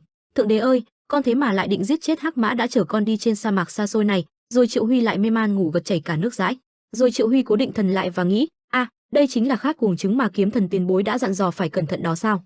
Khát cuồng trứng hay còn gọi là bệnh phiêu thuyền, các thuyền viên của một con tài bị trôi giạt không thể chịu nổi cơn khát nên đã giết hại lẫn nhau và phát điên. Kiếm thần Triệu Thiên nhắc nhở, nếu cứ tiếp tục kích thích thiên đột huyết bằng nội công thì nước miếng sẽ tiết ra đấy, khi đó hãy cuộn lưỡi lại rồi dính lên vòm họng, cơn khát cũng còn, nhưng sẽ giúp ích đáng kể đấy. Triệu Huy ôm đầu tuyệt vọng nói lớn, không nghe đâu, đều vô dụng cả thôi, giờ sư phụ có bảo ta dùng đậu làm tương đậu ta cũng không tin đâu. Kiếm thần Triệu Thiên nắm tay thành nắm đấm khó chịu nói, cái tên tiểu tử này, mới vài ngày trước còn khóc lóc van nài với lòng biết ơn sư phụ mà. Triệu Huy thở dài nói, hay, tin ngài chính là lỗi của con trách ai được chứ? Kiếm thần không thèm chấp trẻ con chỉ thốt một tiếng. Sis, Triệu Huy suy tư, kiếm thần vĩ đại cũng không hoàn hảo, thứ thay đổi địa hình hàng chục lần một ngày là sa mạc, dưới ảnh hưởng của bão cát, hàng trăm hàng nghìn đồi cát xuất hiện rồi biến mất và cứ lặp đi lặp lại như thế, nó không thể nào giống hệt với ký ức của kiếm thần cách đây hàng trăm năm. Trên thực tế, trong suốt cuộc đời mình, kiếm thần cũng mới một lần duy nhất đặt chân đến Tân Cương, nơi này không phải là nơi mà người Trung Nguyên có thể tùy tiện đến. Đột nhiên phóng tầm mắt về phía trước, Triệu Huy thấy có một đoàn người liền thốt, HM, có người đang cưỡi lạc đà. Triệu Huy lập tức dứt khoát phóng ngựa qua mồm hét, nước. Đoàn người đã chú ý đến Triệu Huy đang tiến tới, có một cô gái trong đoàn hứng khởi nhìn Triệu Huy cười nói, ha ha ha, ngựa trên sa mạc. Khi đi gần tới đoàn người xa lạ kia, Triệu Huy điều khiển con ngựa của mình đi chậm lại, trên mặt Triệu Huy có chút uể oải. Nghe lời nói phấn khích của cô gái lạ khi nhìn thấy ngựa trên sa mạc, trong lòng Triệu Huy tự nhủ ai chẳng biết xe ben của sa mạc là lạc đà chứ. Nếu không phải vị sư phụ kiếm thần vĩ đại và cao quý cứ cằn nhằn là phải đi nhanh nhất dù là một ngày thì đã không có việc đi một đường thẳng thế này rồi. Cô gái lạ đó dừng con lạc đà mà cô ấy cưỡi rồi lập tức trèo xuống, rồi khi không ai để ý, cô ta liền rút ra từ sau lưng một cao dao găm. Không nói một câu gì, cô ta đã dùng dao găm đâm thẳng vào phần gần cổ của con ngựa của Triệu Huy, con ngựa đau đớn liền nhảy dựng lên kêu rên. Triệu Huy không ngờ tới việc này cho nên cậu ta đã bị chú ngựa của mình hất văng ra đằng sau. Thấy con ngựa của mình không nói không rằng đã bị một cô gái lạ mặt giết một cách trắng trợn, Triệu Huy tức giận, cái quái gì? Cô gái đó liền hạ người xuống ngắm nhìn con ngựa, cô ta chẳng có chút vội vã nào mà nói, không thấy mắt tên nhóc này sao, dù sao thì cũng không thể chịu nổi qua đêm nay thôi thì hãy lấy máu nó trong lúc còn tươi đi. Không để vụ này chìm như thế được. Triệu Huy liền quát mắng, dù vậy thì sao ngươi dám tùy tiện đụng đến tài sản của người khác? Chưa nói hết câu thì cô gái kia liền giơ ra một bình nước. Không biết ở các thành khác Triệu Huy có giàu như thế nào, nhưng hiện giờ cậu ta chỉ là kẻ khát nước giống đám Kali mà thôi. Vừa mới nhìn thấy bình nước, nước dãi từ miệng Triệu Huy chảy ra ròng ròng, cái tay nhanh chóng cầm lấy mặc dù trước đó còn chửi người ta nữa. Triệu Huy uống một hơi dài cũng đủ cho thấy cậu ta khát nước đến cỡ nào. Cô gái lạ mặt kia tức giận nói, ngươi không biết là không được uống nhiều nước trong một lần hả? Với lại bộ ngươi nghĩ mình có thể sống chỉ với thứ đó hả? Vừa mới giải khát được một chút ngay lập tức đã bị mắng mỏ, khiến Triệu Huy bị ngốc một chút, nhìn bộ dạng này chẳng ai đoán được một thiên tài võ học, một bậc thầy kinh doanh cả. Hai người đi cùng cô gái lạ kia cũng bước xuống tiến lại gần chỗ con ngựa đang nằm đó, hành động của chúng khiến Triệu Huy cảm thấy chết lặng không nói lên lời. Cô gái đó lạ đó nói, còn làm gì thế, mau lấy máu đi. Nhìn hành động mỗi người một dao liên tục đâm vào cơ thể con ngựa, lấy từng giọt máu, khiến Triệu Huy tự hỏi mấy kẻ này là ai. Tuy mình cảm kích việc cho mình miếng nước nhưng công khai giết ngựa của người khác rồi lấy máu chẳng phải giống bọn điên sao chứ. Đúng lúc này, thần kiếm Triệu Thiên cất tiếng, thánh hỏa ẩn chúng là tín đồ ma giáo. Triệu Huy cũng hết sức ngỡ ngàng, gì cơ, thánh hỏa ấn đó là cái gì? Thần kiếm Triệu Thiên nói, nhìn trên trán của mấy tên kia đi, đó chính là dấu ấn đã lãnh nhận vĩnh hỏa linh đó, các tín đồ ma giáo gọi đó là thánh hỏa ấn. Các nữ tín đồ thì đã lãnh nhận vĩnh hỏa linh ở trên rốn, các nam tín đồ tuy dâng linh hồn lên ma thần nhưng trẻ em và phụ nữ thì dâng thai, việc sinh ra những đứa bé đã nhận linh khí của ma vừa là lời chúc phúc tốt đẹp nhất và là vinh dự đối với các nữ tín đồ. Nghe những điều mà kiếm thần Triệu Thiên nói đã khiến lòng căm phẫn đối với lũ ác nhân này trong lòng Triệu Huy ngày càng lớn. Cậu ta nói với kiếm thần đến cả việc mang thai thứ đáng ra là lời chúc phúc cho tình yêu nam nữ cũng bị lợi dụng trong tôn giáo ư? Kiếm thần nét mặt hết sức khẩn trương nói, dù họ chỉ là hạ giáo đồ không thể gia nhập cốt lõi ma giáo nhưng tín đồ ma giáo thì vẫn là tín đồ ma giáo, bằng mọi giá phải giết chúng. Là một con người chỉ quan tâm đến tiền bạc, cuộc sống của Triệu Huy vốn là vì tiền mà làm, nhưng mà lời đề nghị của kiếm thần khiến Triệu Huy cảm thấy ớn lạnh. Cậu ta thầm nghĩ, phải giết cả thiếu nữ trẻ tuổi thậm chí còn chưa trưởng thành sinh con kia ư? Việc giết người là một ác nghiệp không thể tránh khỏi đối với nhân sĩ giang hồ, người muốn phiêu bạt giang hồ nhưng dù có gắn chữ nghĩa và chữ hiệp trước ác nghiệp đó thì vẫn là hành vi giết người, tức là sát nhân. Hơn nữa đối với mình là một người mang tư tưởng của người hiện đại thì việc giết chết một sinh mệnh là không dễ dàng, việc dùng dao chặt đầu một con cá sống cũng khiến mình sợ hãi và ớn lạnh rồi. Thời đại học, nhóm bạn cùng đi cắm trại cũng không có ai có thể bắt được con gà đang sống hết, huống hồ là giết một thiếu nữ vô tội. Nhận thấy lời đề nghị của mình không hề có tác dụng với Triệu Huy, kiếm thần Triệu Thiên đáp, bọn ma giáo nguy hiểm biết bao nhiêu, tiểu tử ngươi còn không biết sao, đã thế thì tự mình nếm trải đi. Bên ngoài, trong khi ba người khác đang vắt từng giọt máu của con ngựa thì có một tên trông có vẻ như là thủ lĩnh của đoàn người này tiến lại gần tới chỗ Triệu Huy. Hắn ta hỏi, nếu cứ tiếp tục đi thẳng thì sẽ đến Tân Cương, các hạ có việc gì mà đi con đường vất vả như vậy? Triệu Huy bình thản nói, ta đang đi đến Thiên Ma Thành. Vừa mới dứt câu, Tên trước mặt Triệu Huy đã rút ra thanh kiếm bên cạnh người, tức giận quát: sao một kẻ bất tín đồ như ngươi lại dám nhắc đến Thiên Ma Thành, ra là ngươi muốn chết. Giọng điệu của tên này khiến Triệu Huy cảm thấy rất đáng ghét. Cậu ta nhếch miệng lạnh giọng nói bất tín đồ, rồi trong lòng bàn tay Triệu Huy hiện lên tầng tầng năng lượng màu xanh dương. Đây chính là chiêu thức mà cậu ta dùng để làm các tảng đá băng. Một chân Triệu Huy bước lên, chân sau hơi hạ xuống, hai tay đưa lên trời mang theo những bông tuyết, khuôn mặt hết sức trịnh trọng nói lớn: vì chưa được lãnh nhận Vĩnh Hỏa Linh nên ta mới không phải là tôi tớ của ma thần đấy. Lập tức hai chân Triệu Huy liền quỳ hẳn xuống như một muốn thể hiện rằng lời nói của mình đầy uy tín, như muốn khẳng định lời mình thêm chắc chắn hơn. Triệu Huy còn cúi hẳn người dập đầu, hai tay đưa ra phía trước hỡi thần thánh của ám hắc đầy tôn quý, hỡi ngọn lửa của ma hỏa vĩnh hằng. Những người này đang phủ nhận hồn châu của tiểu tôi tớ này, ngài không nghe thấy tiếng lòng chân thành của kẻ tôi tớ thấp hèn này sao? Với độ diễn như các sao hạng ạ kèm thêm tính liêm sỉ không hề có trong con người Triệu Huy, kiếm thần ngao ngán nói: ngươi cứ hỏi mãi văn hóa tế lễ của tín đồ ma giáo, lẽ nào là định làm vậy ngay từ đầu rồi? Không vào hang cọp thì làm sao bắt được cọp? Triệu Huy tuy là cúi đầu nhưng trên miệng cười khỉnh truyền âm: ngươi nhìn ta trước giờ còn không hiểu ta sao? Giết người không phải cách của ta, nếu tài ăn nói và mưu mẹo mà có cảnh giới thì ta đã đạt đến tự nhiên cảnh rồi đấy. Cho đến giờ việc lấy được Thương Thiên kiếm bài, thống trị hợp bì và chiếm một nửa Giang Tây tất cả đều là nhờ võ công sao? Cô gái lúc trước đưa cho Triệu Huy bình nước vừa mới ngẩng đầu lên đã phải thốt: băng công. Cô ta thầm nghĩ, khí trắng tinh trên cả hai tay của hắn, một võ nhân băng công đang quỳ trước mảnh đất Tân Cương Thiên Sơn mà hành lễ thần giáo cổ xưa ư? Lẽ nào quý hạ là? Cô ta hiện giờ không nói lên lời, vì trong ký ức thời xa xưa khi thần giáo còn được gọi là ám hắc thần giáo có một loại ma công cực âm tuyệt diệu là lu mờ băng công của Bắc Hải Cửu Âm Ma Kinh, là ma công của Cửu Âm Ma gia từng thuộc bát đại ma gia của ám hắc thần giáo. Sau khi ám hắc thần giáo bị kiếm thần là kẻ thủ truyền kiếp của thần giáo phá hủy, lại có thêm một ma gia đã quay về vòng tay của thần giáo rồi chăng? Suy nghĩ vừa dứt, cô gái này liền cúi người xuống, cô ta thực sự khóc, trong giọng nói chứa đầy niềm vui: hức hức, ta là Sa Vận Hương, huyết hoa của âm quỷ đường, tôn vinh sự trở về của Cửu Âm Ma gia nhân danh Ma Hoa. Và theo đó mấy tên đằng sau cũng bắt đầu ca tụng nhân danh Ma Hoa, nhân danh Ma Hoa. Chứng kiến đám ngu dốt kia đang quỳ lạy Triệu Huy, kiếm thần Triệu Thiên bất ngờ thầm nghĩ, không thể tin được chỉ với mánh khóe về băng công của Bắc Hải mà đã lừa được chúng ư? Có điều chúng càng tin thì việc Triệu Huy trà trộn càng thuận lợi hơn bao giờ hết. Thời gian rất nhanh trôi qua, mặt trời cũng đã ngả về phía tây báo hiệu trời cũng sắp tới, thế là đám người mà Triệu Huy đi cùng đã dừng chân tại một chỗ trong sa mạc. Bọn chúng dựng một cái lều với hai mảnh vải nhỏ. Trong túp lều đó, Triệu Huy đang cố gắng hồi lại sức lực sau một quãng đường dài. Cậu ta nhìn những biến đổi của cơ thể nghĩ hầy thể lực đã được hồi rồi nên vẫn có thể vận băng công. Yên tĩnh chưa được lâu, Sa Vận Hương tiến tới nhưng cô ta chỉ dám đứng gần đó nói: oa, thật là vinh dự khi được trực tiếp chứng kiến âm hàn khí công của Cửu Âm Ma Kinh như thế này. Hành động này của cô ta chẳng khiến Triệu Huy có chút vui vẻ nào mà thấy phiền vãi. Lại một tên khác trong đám người đó tiến tới, ông ta cúi người tỏ vẻ rất kính trọng hỏi là tôn thánh của Cửu Âm Ma gia bây giờ thứ mà cái cơ thể thấp hèn này đang nhìn thấy có phải là hộ thân ma bích cực hàn của ma đạo khí công không? Triệu Huy bắt đầu cảm thấy lo lắng, cậu ta nghĩ không biết là thật sự ngưỡng mộ hay là tâng bốc mình nữa. Thần kiếm mở lời: họ là những hạ giáo đồ, dù có chết khi làm bất kỳ nhiệm vụ nào cũng sẽ không oán một lời, miễn là những kẻ như này vẫn tin rằng tiểu tử ngươi là tôn thánh của Cửu Âm Ma gia đang trở về ma giáo thì cũng sẽ giữ niềm tin đó đến cuối cùng. Đối với một ma giáo tôn thờ sức mạnh thì việc tạo ra mối quan hệ với tôn thánh cao quý chẳng có gì xấu cả. Triệu Huy trầm ngâm, sau khi suy nghĩ cậu ta hỏi: vậy tất cả những thứ đó đều là dễ dũa để sống sao? Với lại dù mình có cho họ thấy băng công và cách thức hành lễ của ma giáo nhưng làm sao lại có thể dễ dàng xem mình là tôn thánh như vậy chứ? Lẽ nào tôn thánh là một danh hiệu trong ma giáo, ít nhất phải là chủ giáo hay trưởng lão, hoặc là cỡ đội chủ mới được gọi sao ta? Thấy Triệu Huy đôi khi cũng ngốc như bao tên khác trong một số trường hợp, kiếm thần nói: tiểu tử ngốc, ngươi nghĩ đó là lời một tên đã phô bày hộ thân cường khí nên nói hả? Võ uy mà ngươi thể hiện ra chính là hóa cảnh, trong cảnh giới ma giáo thì nó được xếp hạng cùng cảnh giới cực ma. Họ nghĩ rằng nếu tiểu tử ngươi lãnh nhận Vĩnh Hỏa Linh và chính thức nhập giáo thì đương nhiên là vị trí tôn thành, huống hồ họ còn xem ngươi là hậu duệ của ma gia chẳng phải sao?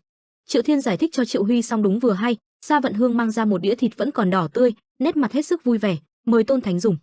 Miếng thịt kia từ đâu mà ra cơ chứ? Đó chính là thịt của con ngựa mà đã không ngại nắng mưa, sẵn sàng chịu khổ để chở Triệu Huy một quãng đường dài.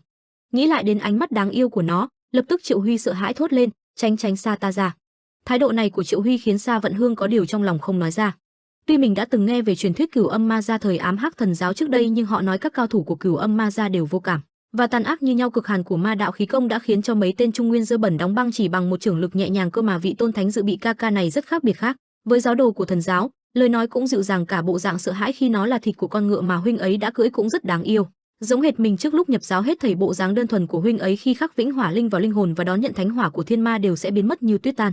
Suy nghĩ đó chỉ mới len lói trong lòng Sa Vận Hương, ngay lập tức cô ấy liền bừng tỉnh lại: mình lại suy nghĩ bất kính rồi.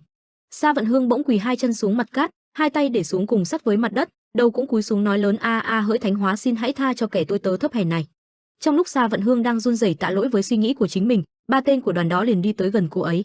Trên tay bọn chúng cầm những con dao găm và một việc hết sức quái dị đó là chúng cắt áo từ phía sau lưng Sa Vận Hương, nhưng cô ấy không hề phản kháng chút nào. Từng nhát dao cứ thế đâm lên người Sa Vận Hương khiến cô ấy run rẩy vì đau đớn nhưng một tiếng rên cũng không thấy. Chứng kiến cảnh này, Triệu Huy nổi một cơn phẫn nộ, xé y phục của nữ nhân mà không có chút e ngại nào rồi còn dùng dao đâm vào nữa. Những vết đâm xuất hiện đầy trên người Sa Vận Hương, mặc dù chỉ chứng kiến thôi nhưng Triệu Huy có thể cảm nhận cô ấy đang rất đau. Triệu Huy nghiến chặt răng, cậu ta tức giận không thể giết ba tên khốn nạn này. Triệu Huy cởi chiếc áo trên người nghĩ thần giáo chết tiệt bọn điên đó là lý do mà chúng theo ma giáo. Miễn là còn hậu duệ của Cửu Âm Ma gia, trước tiên mình sẽ ở cùng chúng cho đến khi tiến vào Thiên Ma thành, càng lâu sẽ càng nguy hiểm. Khoác lên đi, Triệu Huy liền đưa cho Sa Vận Hương chiếc áo. Sa Vận Hương nhận được chiếc áo liền đáp: A Tôn Thánh tiểu nhân không sao. Triệu Huy tức giận nhưng vẫn cố gắng kiềm chế cơ mặt nói: chết tiệt, ta thì có sao đấy. Vừa hay từ xa xa đang có một đoàn người đi tới.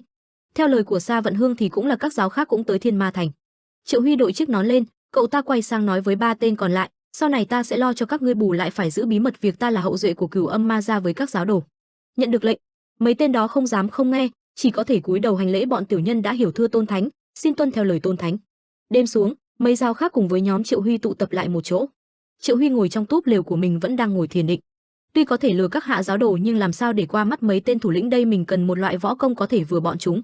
Triệu Thiên lão ấy cũng hơi lo lắng, lão nghĩ, khi hắn cho mình xem kỹ năng diễn xuất mình đã tưởng hắn có cách gì hay lắm, nhưng mà là ma công ư? Khi xưa bổn tọa cũng từng nghiên cứu ma công để đạt đến cực ý của võ công, nhưng vấn đề là cảnh giới võ công càng cao thì nhân tính vốn có của nhân loại cũng càng suy giảm.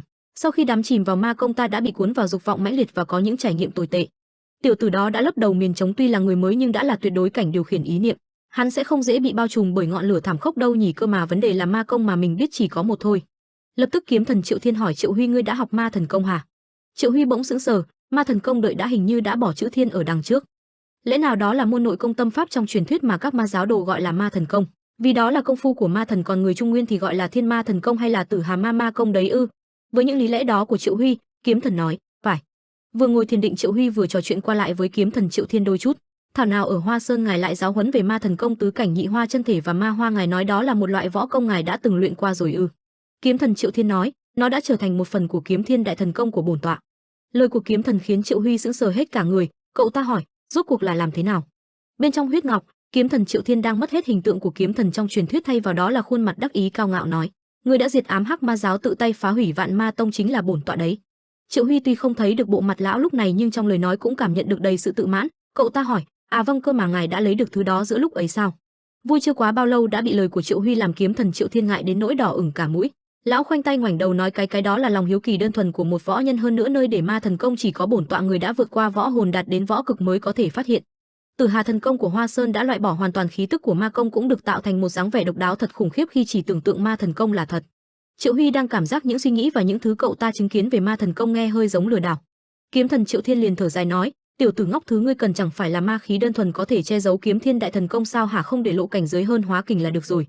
Vừa mới dứt lời, Triệu Huy liền phấn khởi ngay lập tức, khuôn mặt hết sức tự tin: ô hô, ta sẽ học ngay. Lập tức lão kiếm thần Triệu Thiên liền có những động tác luyện công. Một luồng năng lượng xung quanh lão liên tục phát ra với tần suất cực lớn.